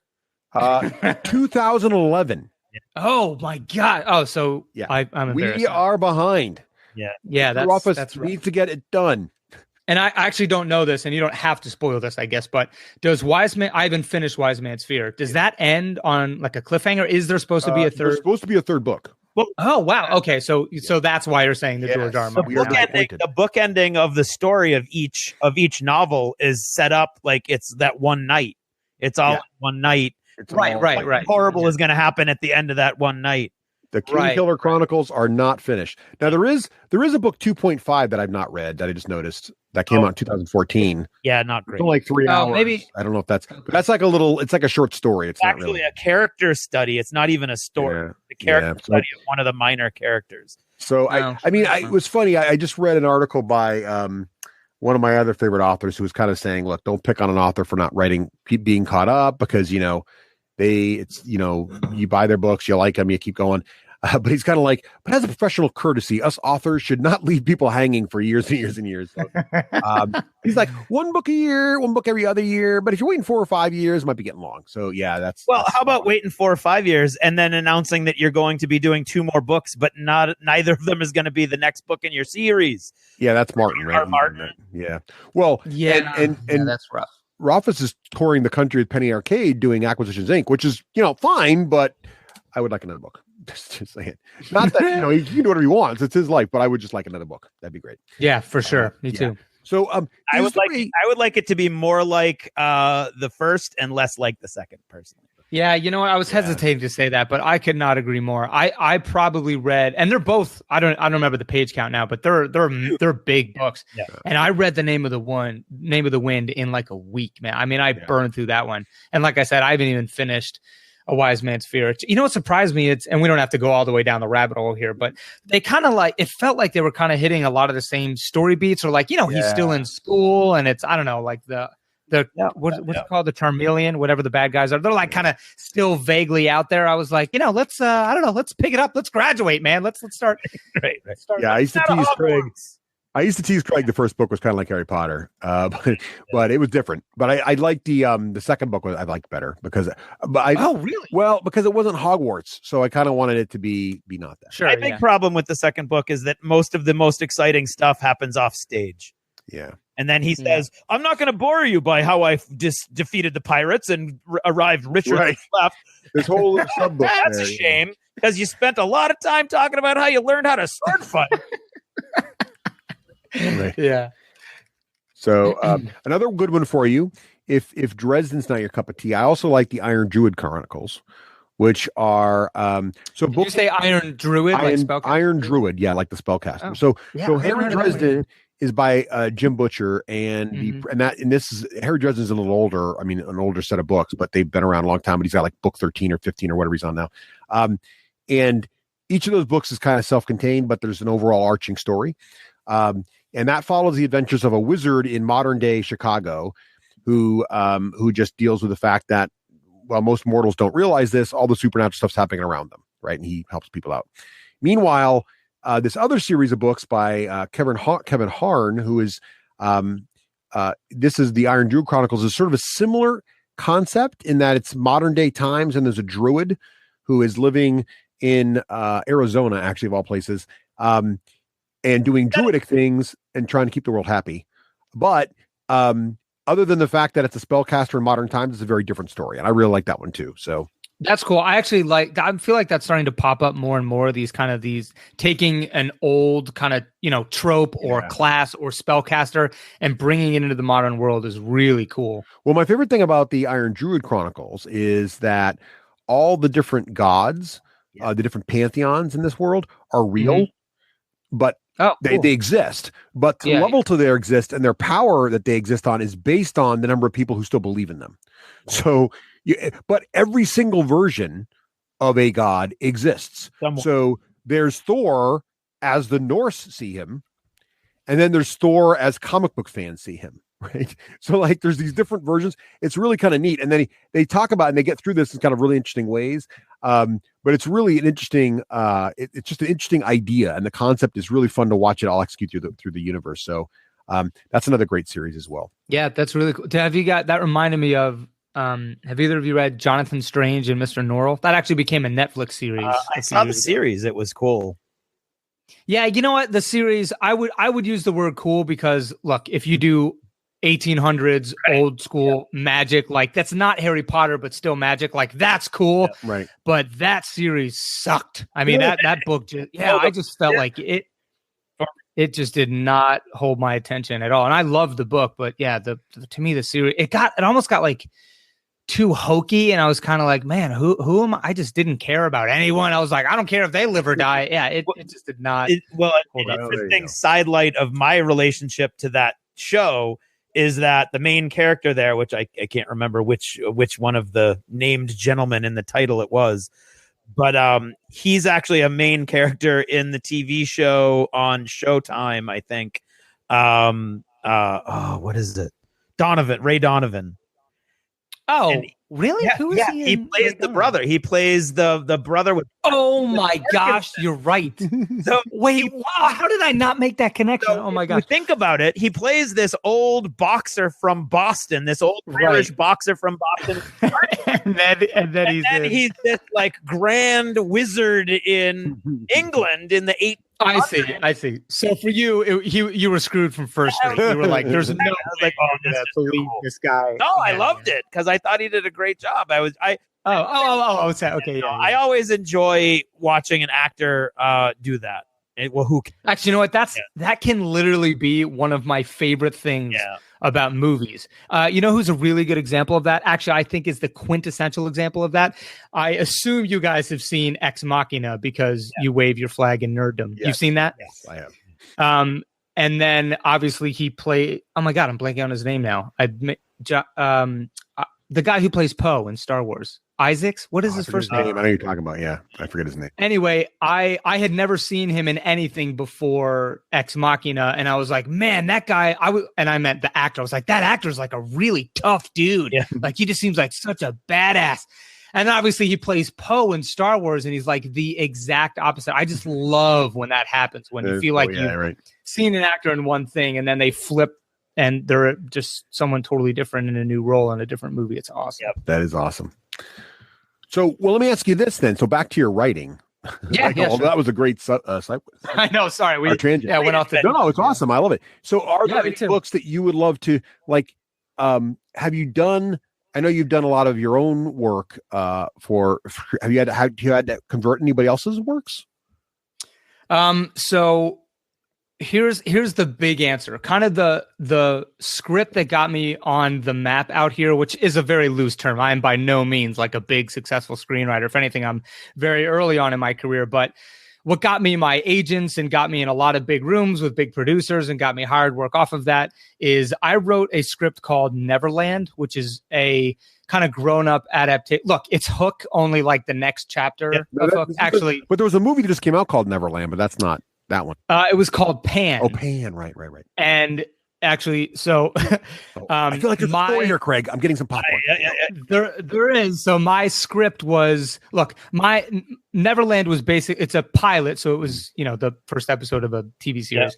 And it was basically the origin story of the Lost Boys. So it was, what was Neverland like before Peter Pan ever showed up? So Captain Hook isn't even called Captain Hook anymore. He's Captain James. And I built this whole world and this protagonist named Will, who goes to Neverland to help Tiger Lily and Tinkerbell, blah, blah, blah. So it was very much kind of the like gritty, grounded version of the Peter Pan world, just like Hook was, right? And look, Hook was certainly fantastical, and there's fairies and it's in Neverland, obviously there, but the story was actually pretty grounded and dealt with like real life issues. Peter Pan was like an old fat lawyer, and and I loved that take on it. In fact, it's by far been my favorite adaptation of the Peter Pan story. And so it was getting a ton of traction. Like I said, I got all these meetings. I had a bunch of interested buyers. And then this is all in 2015. And then Pan came out. And I don't know if you guys know this, but Pan is one of the biggest flop. Well, it was the biggest flop. I saw it too. And I was very disappointed. Yeah. Actually, I didn't even finish it. And, for me, I obviously had very biased reasons to. There may have been some vested, motion. Yeah, but look, actually, to be totally honest with you, if that movie would have done really well, I think it would have totally changed. Right. Yeah. And I mean, literally the feedback I got was, no one's going to touch Peter Pan for 5 or 6 years now because Pan flopped so hard. So anyway, so to go back to the original question, I think it's probably the best thing that I've written. And I've written, I don't even know how many scripts now, but it just has so much of what I love about Hook. And I just think I executed a really good story. So that is still the number one thing that I would just love to adapt and kind of bring a new, fresh, just do Hook again, only either as a TV series or as a feature. I think I could take a big crack at it. That's awesome. That'd be cool. Yeah. Now, is there a favorite, like a personal favorite book of yours that you would love if someone came to you and is like, man, would you adapt this? What's your dream book that's someone else's that you'd want to adapt? You know what? I actually already mentioned it, and I already reached out to Bruce Coville, but that book, Jeremy Thatcher, Dragon Hatcher. Really? Oh, cool. Yeah. And that's a middle reader, and I don't typically write, I write more of like adult sci-fi fantasy genre, but that would be the one that if someone, so Bruce Coville, the author, actually has a bunch of he's got a production team that have optioned a few of his other books, and part of that umbrella encompasses Jeremy Thatcher. But if Jeremy Thatcher doesn't go through, I've already said like, hey man, I would love to take a crack at it. I would even write that script on spec for him. So that's another great one that if he turned around and said, hey, it fell through with these guys.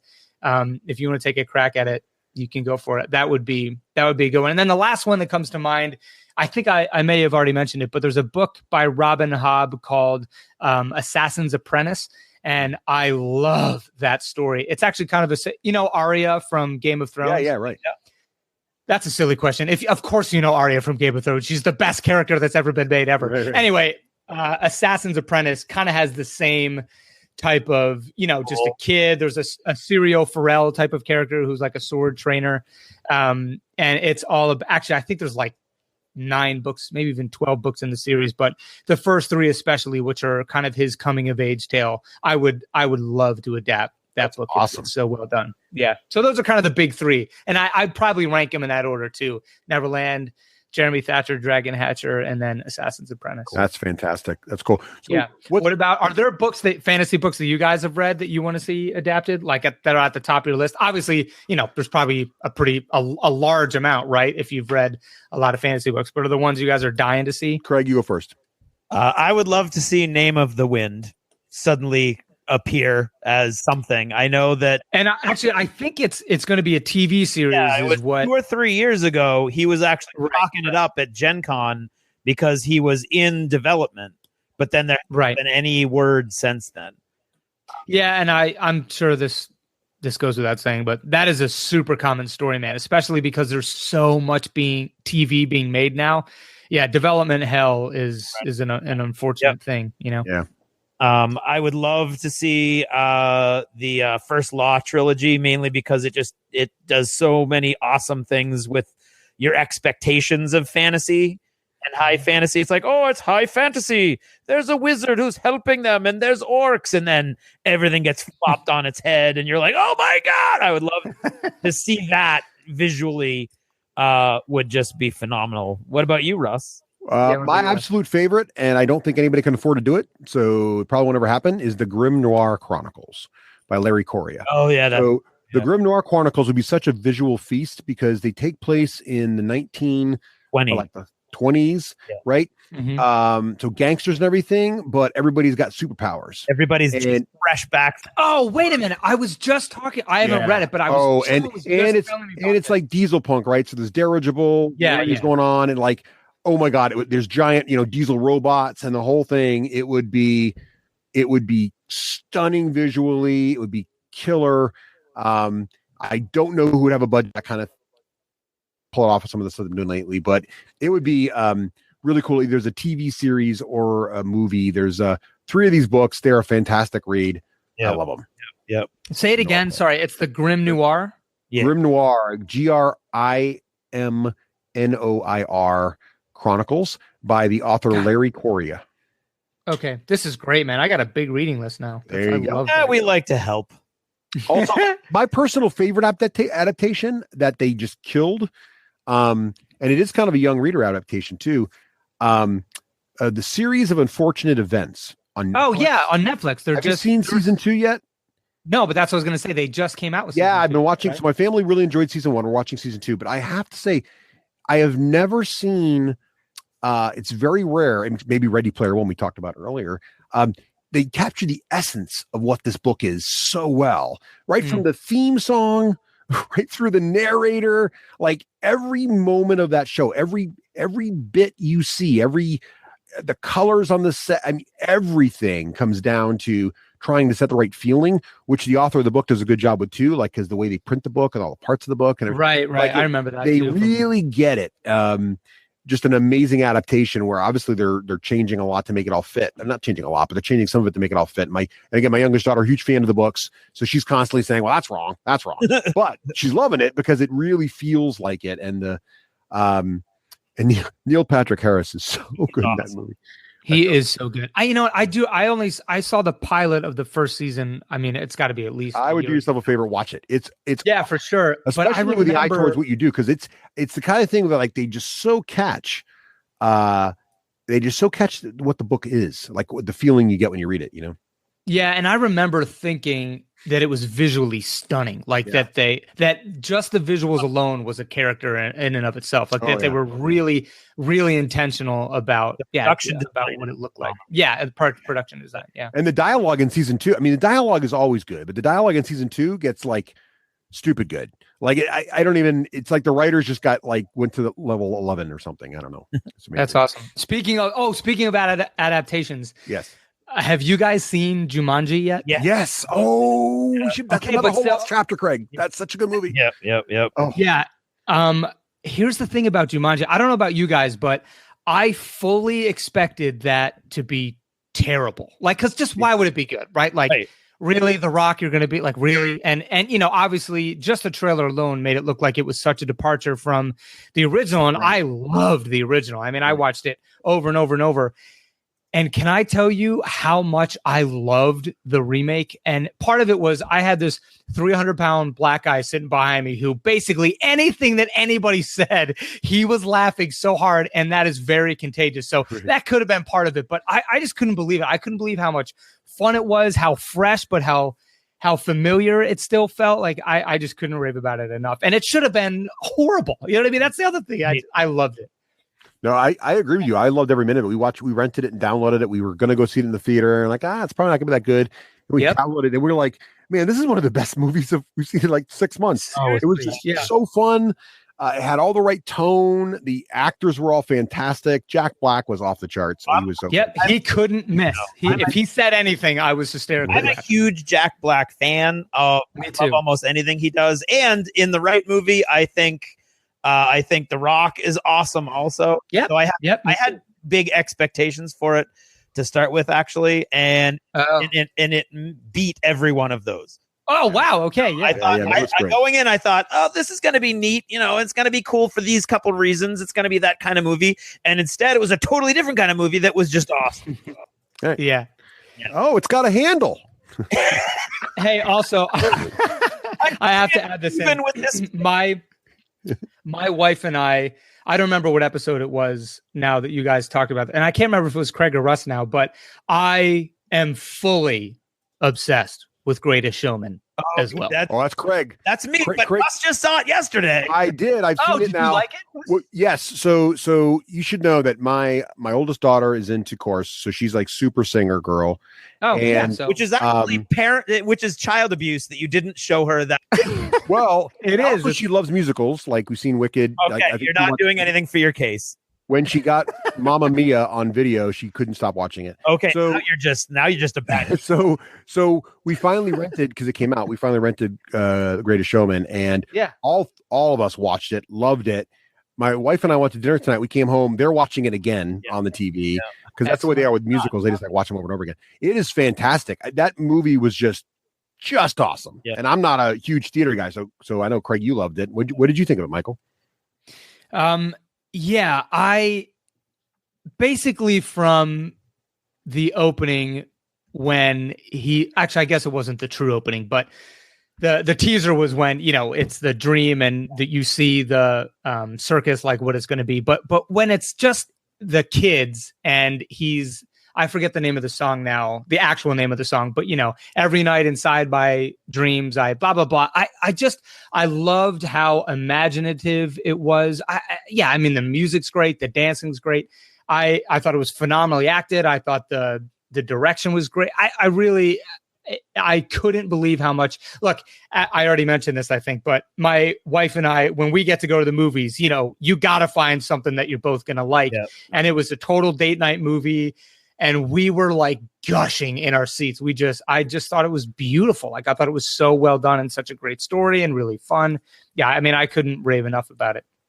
Yeah. That's awesome. Well, we're huge fans as well. So go out and see that movie, everybody, because it is fantastic. Yes, please. Well, Michael, thank you so much for taking time to join us here. Now, Craig, what do you think are we going to have Michael and Steve on the end here, or do you think they're going to sneak out, or are they going to swap out on us? You can't really tell. I don't know. I have the feeling that there's going to be a switcheroo involved, but I don't know. So Michael, we'll say goodbye to you now, just in case you sneak out on us. Well, yeah, look, I promise you're not going to know. You will have no idea who you're talking to. So then, Michael, we'll thank you for being on the show. Right. What are the chances, since this is all on Skype without video, or video actually wouldn't help either? Now that we wouldn't help, Craig. They look the same. What are the chances there are no twins, and this is just a whole Hollywood thing? Ooh, it gives Michael an alter ego to go out and like. Exactly. It might be like it's a hook, maybe. Or the other possibility is that Steve and I have both been here the whole time, and we've both been talking this alternating answers, and you have no idea. That all see Right, Steve? Yeah, right. How do we know, Craig? We can't find out. Well, Michael, thank you so much. Great chatting with you. Fantastic to hear your stories. And as well as I just got some great books from my list as well here. I got some serious reading to do now. Yeah. Hey, thank you guys I meant to do this at the beginning, but I think the biggest thing I love about your show is that you guys aren't afraid to deep dive into stuff, and you still make it really entertaining. And the examples I have for that, it was a while ago now. I can't even tell you the month it was, but you guys did first of all, I love 40K and I don't play it, but every time I see it, I'm drawn to it like a fly to a light. Like it's just the coolest thing ever. Really. And you guys did this big recap of like all of the, I think it's factions, right? Like all the different factions and like just these quick little like 2-minute introductions to them. And I was like drooling. And then also recently, I really want to play Gloomhaven. Like every time I see anything about it, I want the huge box. Like I just think it's so cool. But again, 18-month-old, another one on the way. I don't have a ton of free time to sit down. And you guys did this really great recap of Gloomhaven. Anyway, so I just want to say it really is an honor to be on the show. I'm huge fans of you guys and think you do a great job. So thank you for having me on so much. Well, thank you, Michael. Thanks again. And we'll look forward to talking to either you or your brother right after. You're not going to know. One of you right after this break.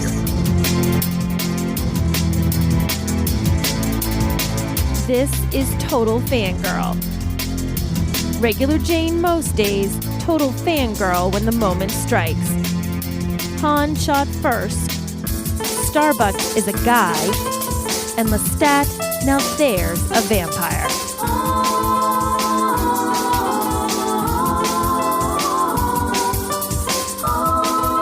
Hey everyone, this is Nicole, your total fangirl. You can follow me over on Twitter at Nicole Wakelin and see everything I'm up to over at NicoleWakelin.com.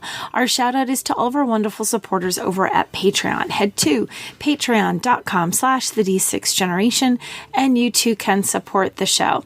So last weekend, we had a fun family event planned that honestly I almost forgot about because it kind of snuck up on us. It was PAX East in Boston last weekend, and me and Russ and the girls all went down, which is always a lot of fun. And we were thinking about how it's sort of changed over the years since the first PAX we went to. Now, granted, also our kids were much littler. So the first time around, we didn't bring the girls. They stayed home and my mom hung out with them all day long. And Russ and I went into the gaming thing. And that time, we used to buy the ticket that was for like the whole shebang, you know, from start to finish, all those days. Then we went a couple times with them. And we found that, you know, they were kind of done in one day. So now we just go on Sundays, which a lot of conventions is sort of like my least favorite day. Like, I don't want to go Sunday because it feels like everything's not really there and the cool stuff sort of already happened and you're kind of missing out and catching the tail end. And, you know, sometimes it's not as cool, but at PAX, I actually really like it because it gets crowded. I mean, any con does, but Sunday isn't as crowded because a lot of out of town folks, people who just flew in for it or drove a long distance, they're taking off. It's time for them to head back. So they're already heading out. So it's still crowded and it's still fun. And everything is still there, but the crazy crowds aren't. So we went with the girls on Sunday. We had a great time. We walked in one end. We went through everything. We got some great t-shirts and things. In fact, Rose got one that's really cute. So, you know, kids have those, or everybody has those shirts, and it has like check boxes that you check off.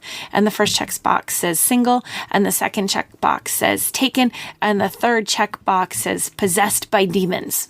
That's the one that was checked. And that was the t-shirt that my oldest daughter most wanted. And I have to say, I'm pretty proud of that. So we had a great time at PAX. And it was interesting to see how it has changed and how we've changed how we've attended it, which I guess is sort of an interesting note for families.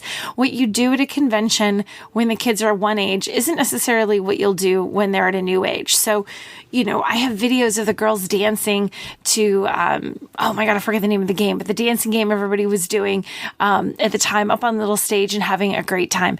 I have videos of them sitting there with stickers and hats and 9 million pins on them. And the things that have changed over the years. This year, there was no dancing. There were no stickers and pins and crazy hats, but they looked at every single booth and they knew all the games. And it was neat to see how now, instead of sort of mom and dad just kind of bringing them along, now they're there on their own. Like, I feel like I could have said, scram, get lost, kids, do your thing, and they would have had a great time. So once again, a fantastic PAX East, and already can't wait for next year.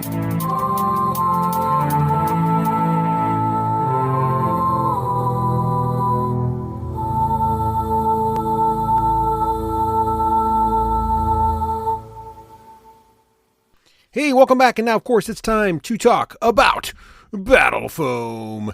Our friends at Battle Foam, longtime sponsors, Romeo and the whole crew over there, constantly doing a great job. And, if you need to transport your models anyway, anywhere, anytime, Adepticon, PAX East, Gen Con, you're going to some place you need to get some gaming in, Battle Foam is the way to go. They have everything you need. I'm constantly blown away by going in here, trying out a new miniature game. Here's the thing about Craig and I. We have a unique lifestyle, I think, for gamers, perhaps, because we do choose to dabble in so many miniature games. If I only picked, let's say, just one new miniature game every 2 or 3 years, then, of course, I would have the time to really think about the faction I wanted to play, and then exactly what foam I wanted to get, and exactly what style bag, and do all those sorts of things. But Craig and I, quite frankly, we're trying miniature games out all the time. And when you try a new miniature game, you need to store it somehow. You need to get it around. You want to be able to put it away, keep it safe. You do put a lot of time and love in those models. Don't be mistaken. Just because Craig and I go through a lot of miniature games doesn't mean we don't love painting them and cherish all those little models. And where do you keep them safe? Well, Battle Foam, of course, but the best part is they have so many pre-cut trays for all the miniature games that I can easily just go on there, order the ones I need, boom. Of course, they have the tray creator, so for those of you who are more focused, really want to spend the time in, got a lot of custom sculpts, they can do all that for you, and of course, you can get exactly what you want. But for me, I can also just pop out what I need, and maybe you're a hardcore competitive painter, and you don't want your models, the painting surfaces ever touching foam, ever touching anything but air. Of course, you can go with the Magna Racks then.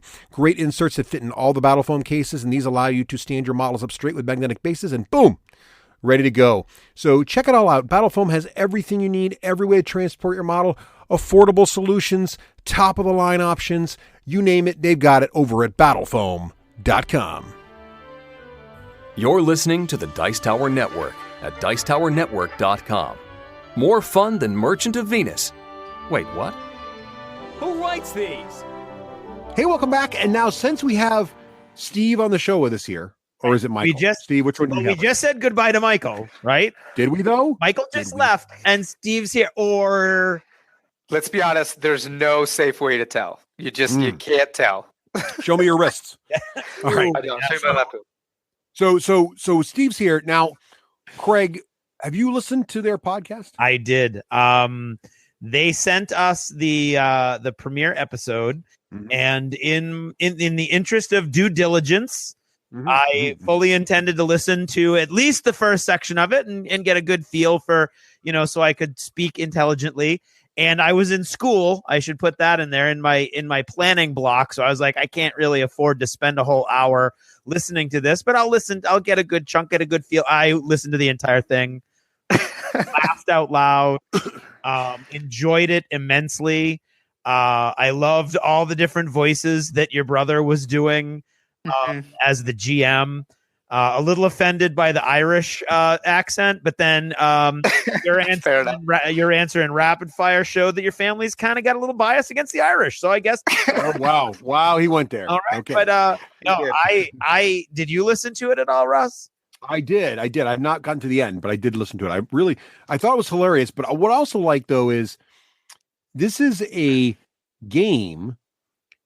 It's kind of like listening to you guys play a game, but also you kind of feel like you're in it. Like I want to get into this. But first, before we get into exactly what this is, where it's going, what you guys are thinking about with this thing, we have to ask you an obligatory question that we always ask. It's first time, third chair. This whole twin thing is throwing us off. It is throwing us a little off here, but yeah, it's easy. Steve, are you now or have you ever been a gamer? Yeah. So I'm curious how Michael answered this, but we always say we have always been gamers. We were pretty much brought in to knew that we were gamers with NES, the Nintendo system, and just fell in love with, I mean, every title that is popular, and some other obscure ones like Legacy of the Wizard or Battletoads, the Teenage Mutant Ninja Turtle games. Like we absolutely fell in love with them. And also we're fortunate enough to have parents that raised us playing board games just to kind of get away from the TV, if you will. And started with just very simple Candylands and Monopolies and Troubles, and then graduated into the other atypical like Risk and things like that. And then really in our high school and college years, started falling in love with more heavy board gaming. Started playing D&D, started playing Pathfinder when it came out, and stuck with console and PC games as well. Kind of went all the way through Sega and Xbox and the PS generations, playing a bunch of different titles, God of War, anything really, Halo. And then made a pretty solid jump to PC when World of Warcraft came out. Played a bunch of FPSs and RTSs. RTSs like, I don't know if you guys know Command and Conquer. Of course, Command and Conquer. Yeah. Come on. Yeah, of course we did. I remember. I have the CD. I have the soundtrack. Yeah. Riven, Myst, Age of Empires, absolutely loved all those. And then, World of Warcraft was like the first kind of deep dive we did into an MMORPG, which I think is a pretty common tale among gamers, at least, video or PC gamers. And then from there it was League of Legends, and fell in love with that game. Several years ago now. I started playing in season 2. If any listeners are familiar with the game, loved it so much that I was pretty inspired to apply to Riot Games, and was fortunate enough to get hired here after a very lengthy interview process. So that was kind of a brief timeline, if you will. But I would absolutely say I've always been a gamer. Interesting note though. We were closet gamers growing up, we were in junior high, in high school, we were popular kids and jocks and whatever, and played soccer or volleyball and hung out with the cool kids, but no one really knew that we played games. We also ran in a bunch of different circles, or had friends in different circles, so that could be a part of it. Like, had our gaming group. Which is something I'll probably cycle back to later when we talk about Tavern of Heroes and kind of why we made it. But yes, I've certainly always been a gamer, and I'm proud to now, identify myself as such. That's awesome. That was so honest of you. And I'm also checking the list here, Craig, and it looks like his answers do indeed match his brother's. They do match up. Well, is that right? Cool. I'm wondering if your brother would have ended up on The Bachelor if he was an out and out gamer. Yeah, well, his thing, if I remember correctly, was like a breakdancer, which is probably as far away as you could get from falling in a gamer category. Yeah. But I think it stands to reason he would have been typecast a little bit differently. A little harder, maybe, to get. Yeah, a little bit. So maybe a Dance Dance Revolution gamer. There you go. Right, that would have held up. Right. That's pretty hilarious. So, did you know you always wanted to work in the gaming industry, and that's why you went after the Riot opportunity, or were there other? How did that happen? No, you don't know. I was a teacher actually for 4 years, and I was very fortunate growing up to in elementary school, junior high, and high school. Always just had really solid, really good teachers that I think more or less inspired me to get into education. That was my undergrad was history ed. Also picked up Chinese. I lived in China for a few months and Taiwan for a year, teaching English. When I came back to the States, I moved to California where my family was, got my California teaching credential, gaming throughout this whole time, but never really considered it as a career path.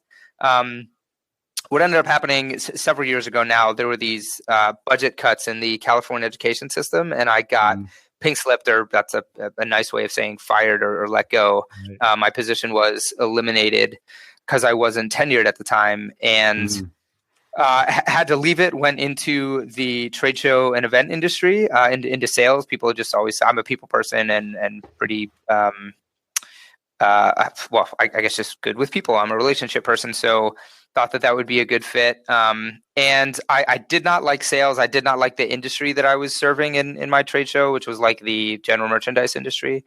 But I fell in love with events. I really do love events. And as I mentioned, started playing League of Legends several years ago, almost at the same time, actually, that I jumped career paths. And to kind of bring the narrative full circle, for my last job, I traveled a lot internationally, and I happened to be in Korea at the time of the 2014 World Championships for League of Legends, and had a guy that I knew work at the company. He got me a ticket, so I went in, and it was honestly, I just fell in love with not so much the game, but the company, and decided right there that this is what I wanted to do for the rest of my life. And there were also some things that just being in the event industry that I saw that I could kind of help come in and improve and level up, to use a term that we have here, right? So yeah, it really was. I said it was like looking into the future. Like I feel like I believe this to this day, and it's what my career is aiming towards now, that esports and gaming in general is going to surpass traditional sports. And yeah, just decided right there that this is what I want to do for a living. And not exaggerating at all, it put me on a 1.5-year interview path with Riot. I had 41 interviews, six or seven 41. different. Oh my gosh. 6 or 7 different positions that I was considered for, and finally landed here. So yeah, just feel super blessed and super fortunate to be here. That is awesome. I thought our interview process was hard. That's ridiculous. That's awesome. Yeah. In a good way, though, man. Yeah. So let me ask you this. So you mentioned D&D, and of course, you're in your podcast. You guys are role playing. So, what edition of D&D got you into it, and how did you get into how did role playing games appeal to you guys? Since you were mostly hanging out with jocks and closet gamers, how the heck do you do RPGs in that environment? Yeah, that's a really good question. I don't know where this comes from. If I guess just thinking on the spot here, it might just be from my mom's father. My grandfather was just really good at telling stories. What I'm getting at is Michael and I both picked that up. We love to, honestly, whether imaginary or just like recapping funny events in our life. When I was a teacher, I used to do this thing to like incentivize my students where I called it Mr. Stag Story Time. And I went by Mr. Stag.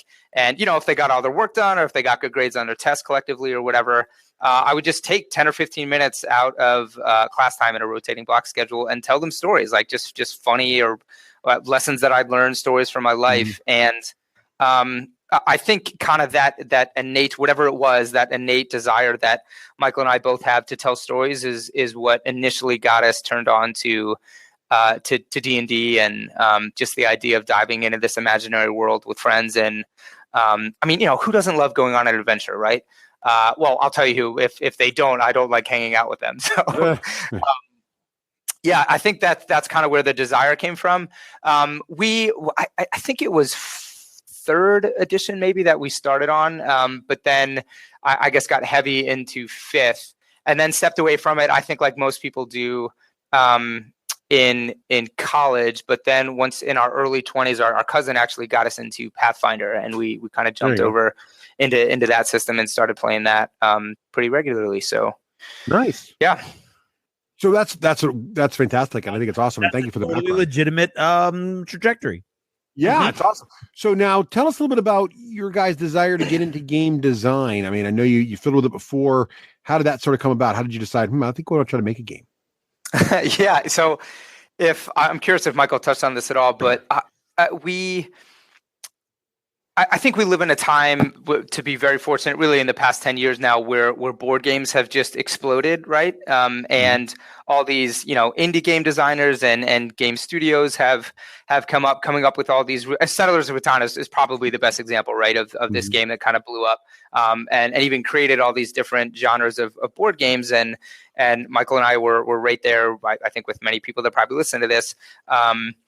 With that explosion, and just one day Michael's like, "Hey man, you think we could make a game?" And I was like, "Yeah, sure, why not? We could give it a try." And it was literally just as simple as that. I think growing up as a twin gave us a certain advantage of, like I grew up with my best friend, and so if we ever wanted to try something new, like a new sport or anything like that, it never seemed like that big of a deal because I had my best friend right there with me. Right.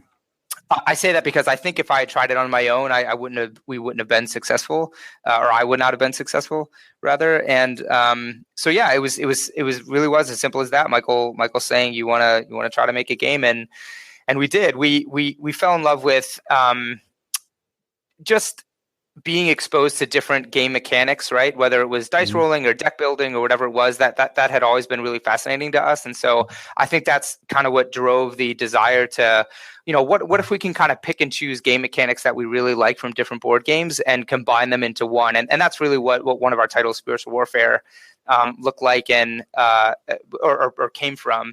And once we did that, it just kind of opened this door to Spiritual Warfare. Was played by this author of a book series called Skeleton Creek, which is a pretty popular young adult book that kind of combines written word with video. So you can, like, at the end of a chapter, you get a password, you go on a website, and you can watch a video of, like, he's basically hired these actors to play the characters. Oh, cool. And yeah, it's really neat. I'd recommend it if you have young adults, teenagers. But anyways, he played Spiritual Warfare and fell in love with it, then reached out to us and asked if we would design a game using for his IP for Skeleton Creek. So we kind of came up with this, like, it's not cooperative, but it's a 4-player. Like, you basically go on a ghost hunt. You try to find this ghost. The object of the game is to win end the game with the ghost in your hand, that kind of a thing. So I know I'm bouncing around here a lot, but yeah, we just kind of fell in love with it, really. What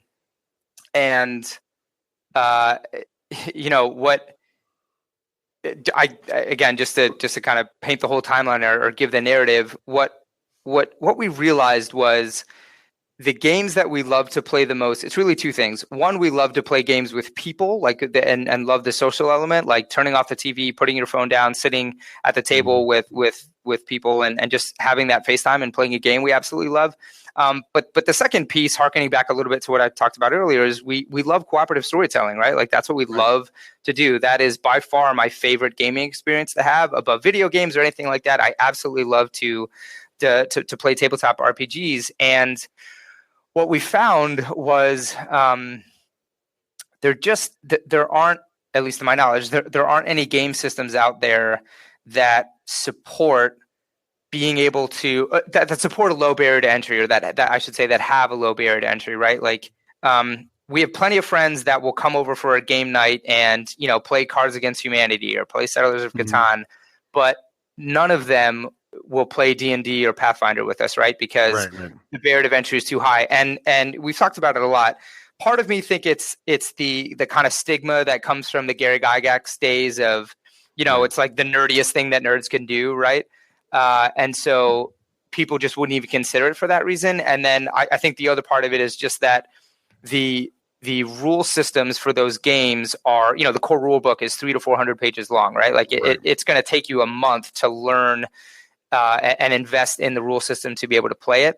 And because of a combination, one or both of those things, it keeps at least the friends and family that we have in our lives away from playing those games with us, right? So, wrapping it all up, that's what inspired us to make Tavern of Heroes. We wanted to create a sit and play tabletop RPG that still allows you to do cooperative storytelling.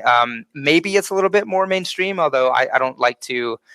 I don't want to think of it as a mainstream product as much as just it's a product for gamers that can be played by people that are maybe casual gamers or whatever, and also just isn't quite as much of a time commitment. So that's awesome. So how did it go from? So you had this idea, you wanted an approachable RPG system, right? And then you were like, I know this should be a podcast. Like, how did that leap happen? Like, how did you guys get that idea? Yeah, very good question. So our cousin, actually the very same one that got us from D&D 5th to Pathfinder, started a podcast called the Glass Cannon Podcast, which is an actual play of the Pathfinder system. They're currently running the Giant Slayer adventure path. And basically Michael and I were just kind of in on the ground floor, A as supporters, and then B just helping them with some behind the scenes stuff or giving them recommendations and things like that, because we had been Michael owned a small business of himself, and we had dabbled with other businesses with our game design. So, just kind of help behind the scenes, steer the ship a little bit. But they're all based in New York, and very good buddies of ours. Absolutely recommend that podcast if for those listening, if you're looking for another actual play. We just thought like, hey, we're going to make this game. Like, why not make it a show? Talk to them a lot about, successes and failures that they had and kind of lessons learned. Like I said, also, their show is basically they're actually the official podcast now of Paizo. Right. But it's essentially for Pathfinder players. And we just felt like there was this much bigger audience out there. That's I don't know, not being serviced, if that's the right way to put it. Right. And it just seemed like a logical next step to say, hey, why don't we take this game that we're making for people where we want to bring them to the table possibly for the first time, and also make it a show and have that kind of be the medium for which we introduce the game, if that makes sense. That's great. I think It sounds from listening to the episode like it's a great gateway to role playing. You know what? That's an absolutely perfect way to put it, Greg. And we did 3 or 4 months of just strategic development before we even got really tactical and started designing the game or the show. And that was one of our desired outcomes that we want to see from people that get exposed to either the show or the game, that they'll say like, yeah, you know what? I'll try that out. Like, that sounds fun. It's why I don't know if you caught this, Greg, but Christine Lakin, who's the voice behind Tia, she's not really a gamer. Like, she's never played tabletop RPGs before. We have played Cards Against Humanity with her before, but certainly not someone killer at Farkle though. Yeah, right. There you go. Nailed it. Yeah, she right, just a casual gamer at best, right?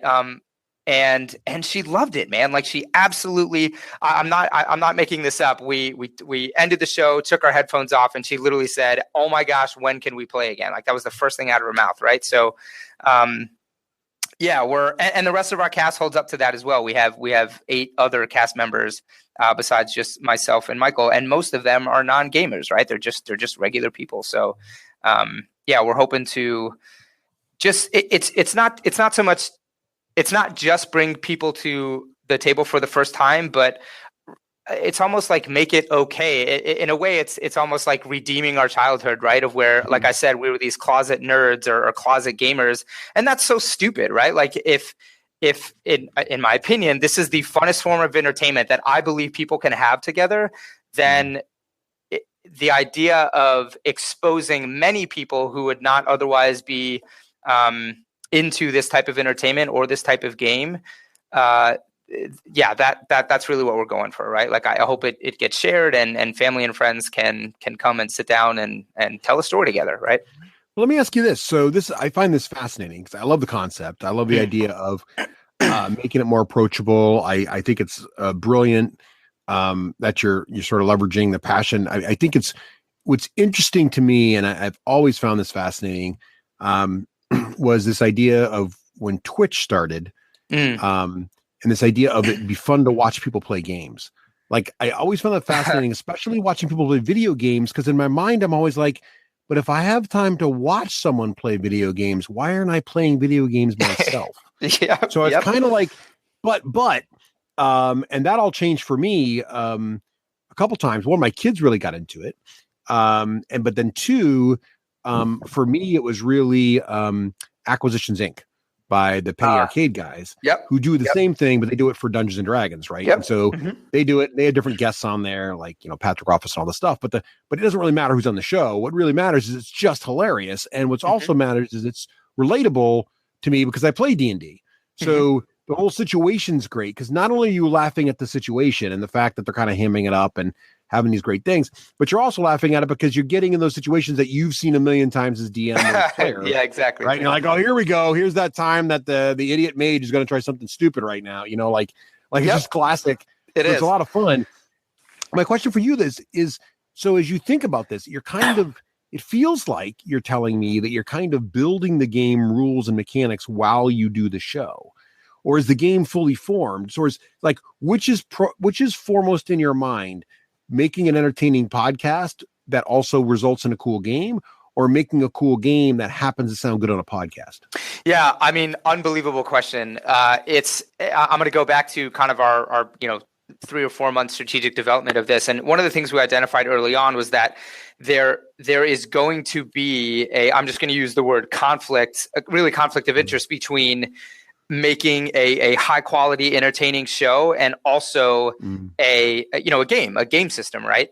And what we decided was that the show and more importantly the stories that we tell are the priority. They need to take precedent over the rule system. So I want to be careful here. It is a fully developed rule system that we play tested and built out. We have our cool rule book. It's like 8 pages long, as opposed to 300. But it's a fully designed rule system. But we, at least for the show, we actively choose to.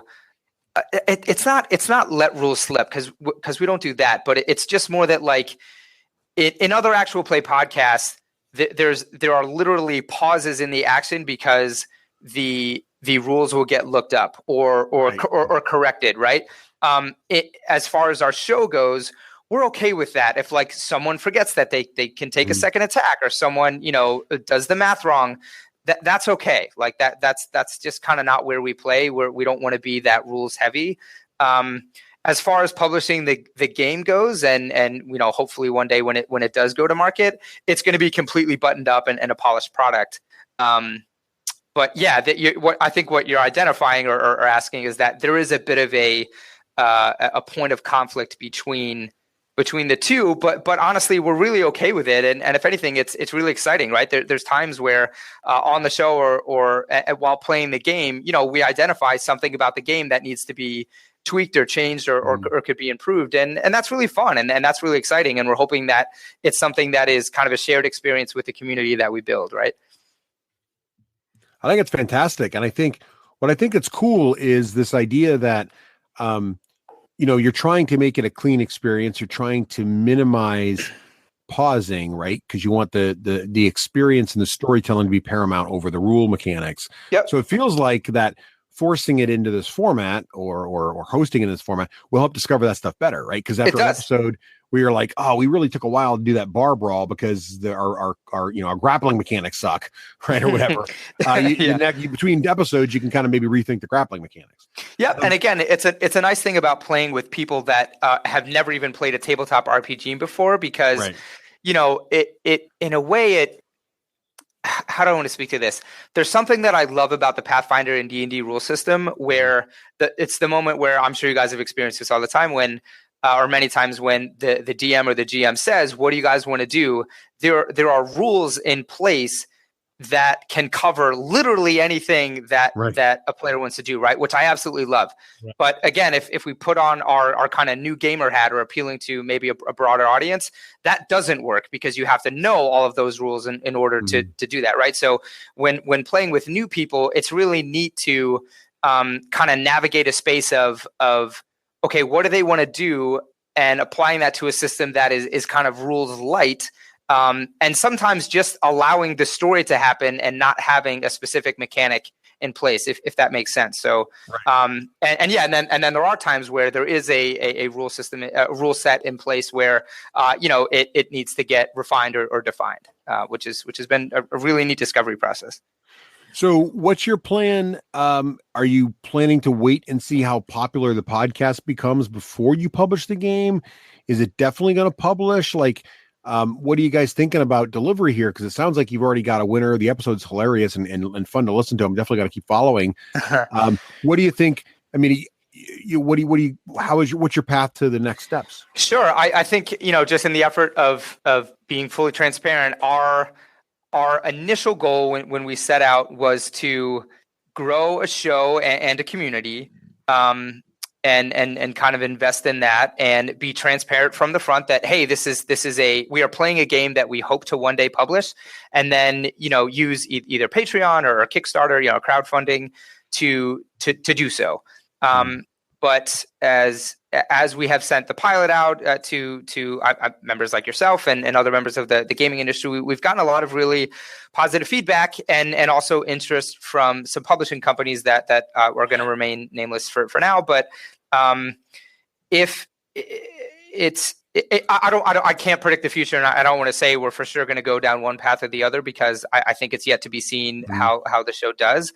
But if a game studio is that interested and we think we find the right publisher, we would absolutely publish with them if we feel like it's the right fit. And honestly, it would be the best thing for the game / the community.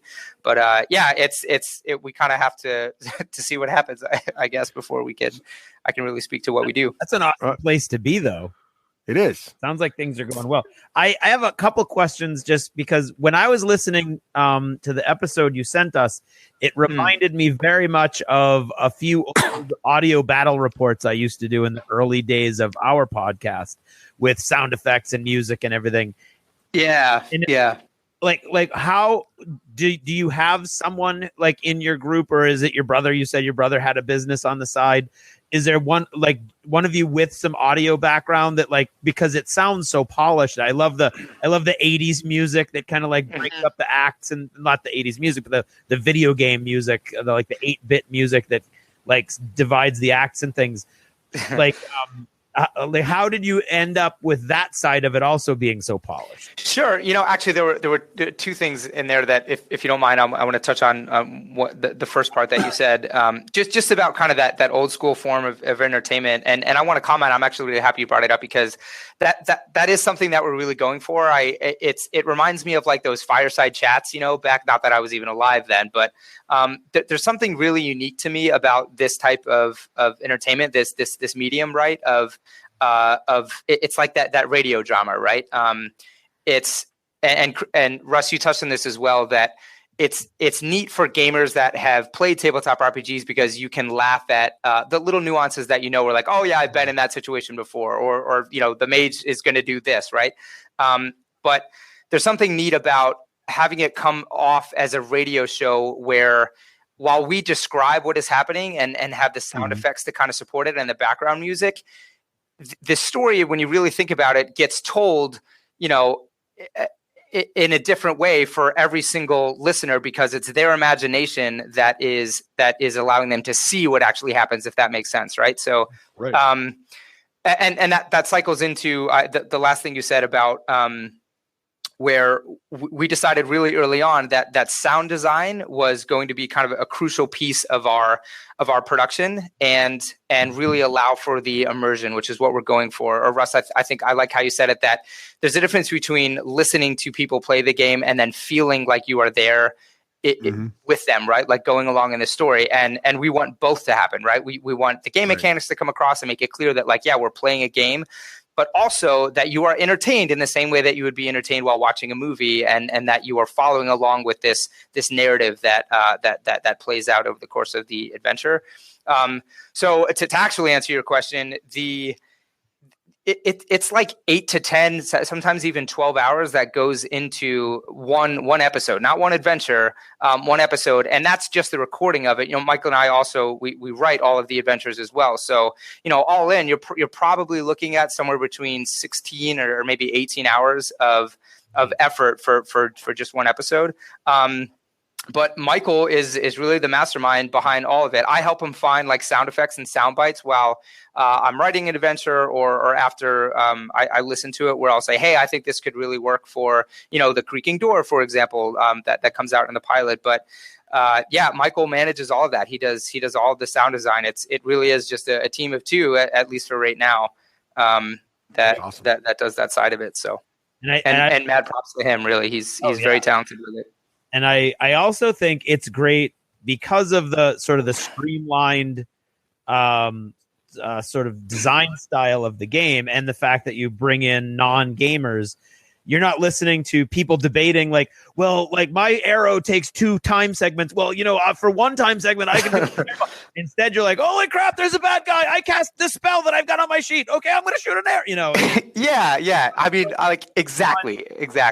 Vision, and it's not the mechanics where everybody starts to that kind of that kind of turns me off in role playing, to be honest, when you end up the session becomes a strategic, think tank about, well, my thing goes off on segment 2. So why don't you go over here and you cast the spell because that's going to do this, instead of like in the moment, just like, oh my God, I'm going to boil your blood, which gives you these really great moments that like, I think the best RPG sessions have, but maybe don't have enough of, sort of. Yeah, couldn't agree more. It's letting the story breathe, right? It's letting the narrative happen. And again, now there's nothing against Pathfinder and D&D. Like I love those systems. It makes me think of Final Fantasy Tactics, right? Like there are gamers that absolutely love that slowed down pace of a game where you can really analyze the mechanics and get into the tactics and discuss what you want to do. But that's just not what we're going for here, right? Like we want the story to be much more the story and the experience of going through the adventure and the story to be much more kind of important and prioritized rather than the rules, which is why the system is designed to be so light, for lack of a better word. Yeah, nice. I like it. So Steve, sorry. So Steve, if good, Russ, you haven't done that once. I know, actually, they look exactly the same. Right. And we answered to both, but yeah. Right. So Steve, so I know you guys are still pacing it, but if people are listening and they're like, holy cow, this is awesome. Like, where can they go? Are there any prototype rules out there people can look at, or how can they get more details? I know they can listen to the show, but is there any way they can dive into the mechanics? Right. Yeah. So we release on May 30th. That's actually, I don't know if you guys know this, but we're going to release 3 episodes on the 30th. So you guys have listened to part 1 of House of Unending Shadow. You'll get part 2, and then part 1 of our next adventure, spoiler alert, which is going to be, it's called A Scream on a Mountain. And so, yeah, those will be all 3. Along with the release of the episode, we're also going to launch our website, which will have just a lot more detail. We'll have a map of Eldaron, which is the fictional world that we play in, hero sheets, cast bios, all that kind of stuff, just as kind of like little glimpses into how it's going to work. Yeah, the rule system, right? In particular, the most important facet of that, at least in our opinion, are the hero sheets, what the actual players have in front of them, so that they can take a look at the different mechanics and abilities and stuff that the players have at their disposal. We'll kind of start with that, and then again see how the community responds to the show and or desire to play the game, and we'll kind of go from there. That's awesome. That sounds fantastic. I can't wait to see it. Interesting way to go about it too. Really is, and I can't wait to listen to the rest of the episodes. So Steve, thank you so much. Really appreciate it. You got me all excited now about this new podcast thing. I'm really excited. So thank you so much for joining us. Please thank your brother for us as well. I'm sure he's not actually you, so we appreciate having him on the show as well. Yeah. If people want to learn more about the both of you, about Tavern of Heroes, the podcast, the game, are there places they go on the internet now to kind of start following you guys? Yeah, sure. So the facilitator, or the owner of the Tavern of Heroes, where our world is set up, his name is Millar Nightbringer. You can follow him right now on Twitter and Instagram. It's M Nightbringer, so the letter M as in Mary, Nightbringer, Night Bringer. On both Instagram and Twitter, or you can email him at mnightbringer@gmail.com. That would be kind of the best way to just kind of to stay in touch with us. And then once we get closer to, or I guess actually on our launch date on the 30th, we'll kick our website out and Facebook and hopefully be able to start really connecting with our community. All right. I have tagged the Twitter handle. I'll be on it. Wonderful. Good. Well, Steve, thanks again. This has been such a fun time having you and your brother on. Great to hear from you guys, as well as hear about all the cool stuff you guys are doing with Tavern of Heroes. Thanks again. Yeah, I'd love to honestly just take a second to echo the thank you right back to you. I absolutely love your guys' show. Honestly, I go to it just to kind of stay in tune with nerdery, right? And get show recommendations and game or book recommendations. So just absolutely love you guys. Love what you do. Could not be more honored and humbled and pleased to be here. So thank you for having us on the show. Well, that's very kind. Thank you so much. Well, have a great week, and we'll keep an eye out for your game. Wonderful. Thank you guys. You too. Bye-bye. Bye.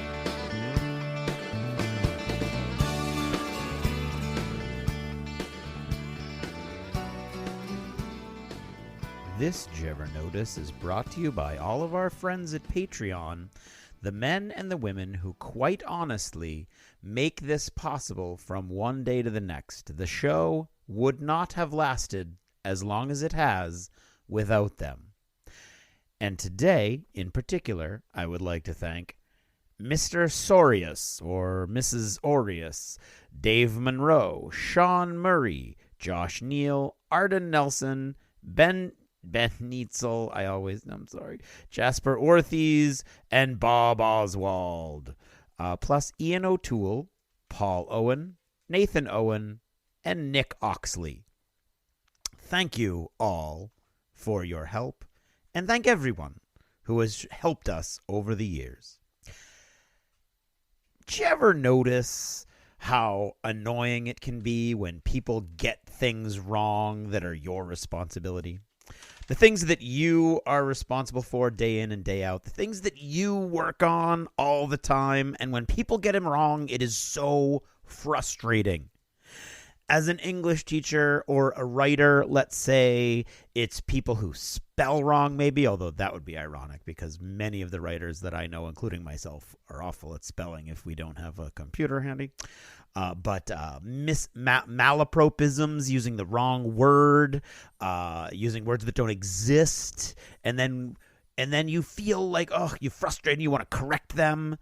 And it's not really the right thing to do most of the time. It doesn't make any sense. It's not helpful. People don't work as often as you do on your stuff. And so they're not as up on what they're supposed to be doing. They're not as polished at what they're supposed to be doing. They don't have those rules at their disposal day in and day out. You need to be more patient with them.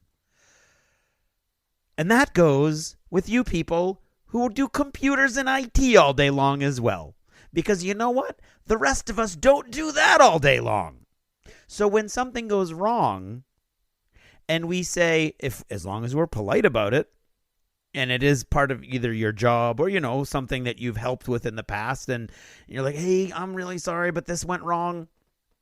Be a little more understanding. I mean, as long as it's not somebody who's trying to use their mouse as a foot pedal or any of those other old saws that get dragged out by IT people when you try to ask them for help.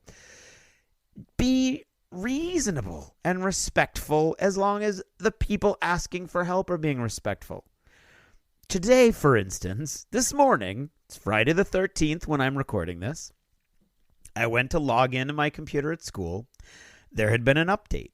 And the update had wreaked havoc on half the computers in the school, which is understandable. Sometimes it does that. I don't know what it is behind that screen that happens, but, fiddles with all the dits and dots. And, the next thing you know, something's going wrong.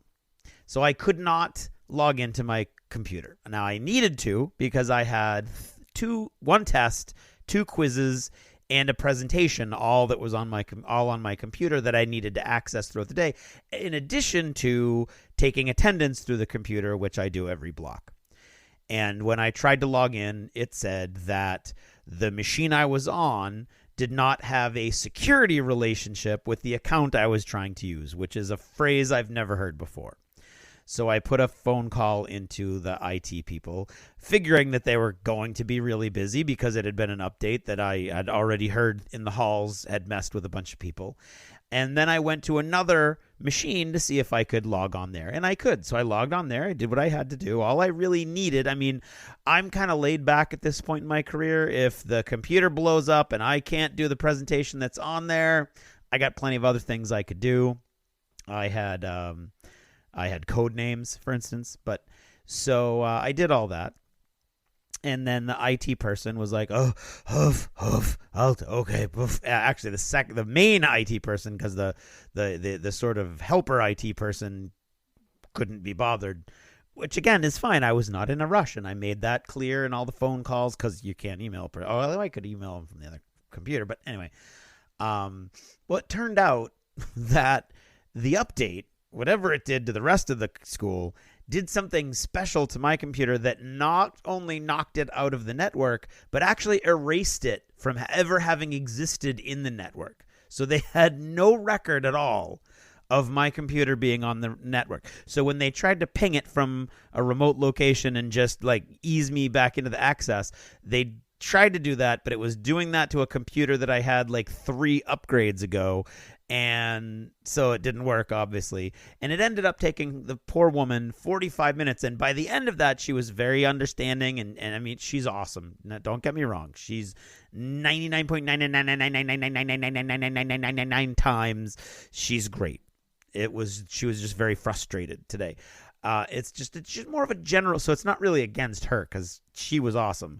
And it took her 45 minutes to get my computer back onto the network. But it's more as a general note out there for when anybody is like, if I don't deal with IT issues on a daily basis. My computer does what it's supposed to do 9 times out of 10, and I'm fine. So I don't know what I'm supposed to do when something goes horribly wrong. And a little understanding and respect goes a long way. Likewise, if you are a mechanic and you're dealing with cars all the time, and I don't know how to deal with my car, okay, then a little understanding. First of all, it's bad for your business if you give attitude like that. So that's why you don't usually see that unless you're a lady. My wife complains all the time about that. But it's just a general idea of be aware that not everybody is involved in your bailiwick, in your wheelhouse, right? And so they don't know all the ins and outs. And what you think of as common knowledge is not common knowledge, maybe outside of your area of expertise. And so basically it's just and I know that I do that, and I try to pull back on that. And I'm going to try to pull back on that more in the future, because lately, a couple times over the past few days, I've rubbed up against some rough edges, and it's annoying. And I'd like to not be part of those experiences for other people. And that's all I've got to say about that particular point. The only other point I was going to make is, I'm trying to make these drop fleet commander fleets, and the kits that they sell, for instance, the frigate kit makes 5 different frigates. All right. And the cruiser kit makes like 6 to 8 different cruisers. So if you're going to magnetize, I would highly recommend you try. If you're going to play this game, you're going to magnetize. If you're not going to magnetize, you kind of have to choose, like you figure out what's the best. And I don't know that the internal balance in these fleets is that great. It looks like there's several ship builds that are completely useless compared to other ship builds in the same fleet. So for instance, this ship has this weapon and a crappy hull for 100 points, and this ship has the same weapon for a much more robust hull for 110 points, something like that. I mean, that's a blatant example, and so it's like freaking me out 9 ways from Sunday, right? That I built a whole fleet first of all, and then online I'm seeing everybody crap on the ship, half the ships that I built, and so that was annoying. So I'm building 2 fleets. I don't have flight stands for those 2 fleets, by the way, but I'm hoping that we can work that out. So I usually agonize over my army builds a little bit. You want to go with the rule of cool and make it look cool, but at the same time, you don't want something that's going to frustrate you to death. And right now, I'm very nervous that I've taken these ships that are just total crap and are just going to be blown out of space on like a regular basis, or out of orbit, as the case may be. And yet still, I've been watching videos online. There aren't a lot of them. Some of them aren't great, but there's a lot of cool videos out there. I'm dying to get a game in. I'm starting to feel the frustration that I know a lot of you feel, that we play all these games, and it seems like we play all these games and we have all these opportunities, and you'd like to play these games locally. And it's not necessarily like that. Beyond, like, we get to play a few games and then we're on to the next thing, which I've complained about in the past. So I'm not really complaining about that. I wish there was, I wish my friends were into or enamored of Drop Fleet Commander as much as I am. I think Russ is, but he's very distracted right now with his Tiamat object, and And we're both also very intrigued by Relic Blade, and of course he's got all his D&D models now that he's painting. So there's a lot of things pulling us in a lot of different directions, and I'm hoping that I can get some games. And I'm hoping I can get a couple more people interested in Drop Fleet Commander. I'm hoping I can somehow find a reasonable 4-foot by 4-foot cool mat that's not like a fortune. And then so I can make I got a couple really cool ideas, I think, for the orbital, the terrain. What is it? It's like debris fields. I think I've got some pretty cool ideas for debris fields. But it's not going to matter if I don't, have anybody to play with beyond Russ, who's quite often busy now. So, yeah. I don't know. Now I'm rambling. I should just cut this whole second half off. But you know what? I'm not going to do it. That's all I've got to say about both of those topics. Thanks for listening, and good night.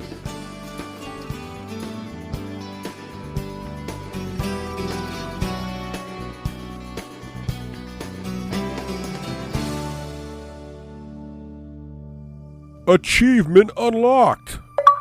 You've made it to the end of another D6 Generation episode, the podcast whose humor has universally been acclaimed as not too horrible. Please let us know what you thought of the show by either emailing us at info@the d6generation.com or by posting in our official D6G episode thread at the top of the DACA discussions forum on DACA.com. If for some inexplicable reason you actually enjoyed this show, you can help others find out about it by leaving positive reviews on iTunes. See you in 2 weeks. Thanks for listening, and happy gaming. The theme from Total Fangirl comes from the soundtrack of The Last Night on Earth, the zombie game, courtesy of Flying Frog Productions, and is a composition of Mary Beth Magalanes. Now, do you have any roots in New Jersey by any chance? I have not lived there, but I have family that lives there in Trenton, and I forget the other suburb. Russ, back me up on this. But couldn't he doesn't he sound just a little bit like he could be related to I thought so too. Who? The Bonacore. The Podfather. If I close my eyes, you sound a little bit like Stephen Bonacore. Podfather himself. No, I don't. I almost want you to imitate him and record it and pretend you're him. I think that would be a hilarious bit. But oh my gosh, I'd have to go. I haven't watched The Godfather, and so I gotta. That's record you saying Michael, Stephen. You can do this, or Steve. We'll see if your brother sounds that way, because this will be hilarious. I think that'd be great.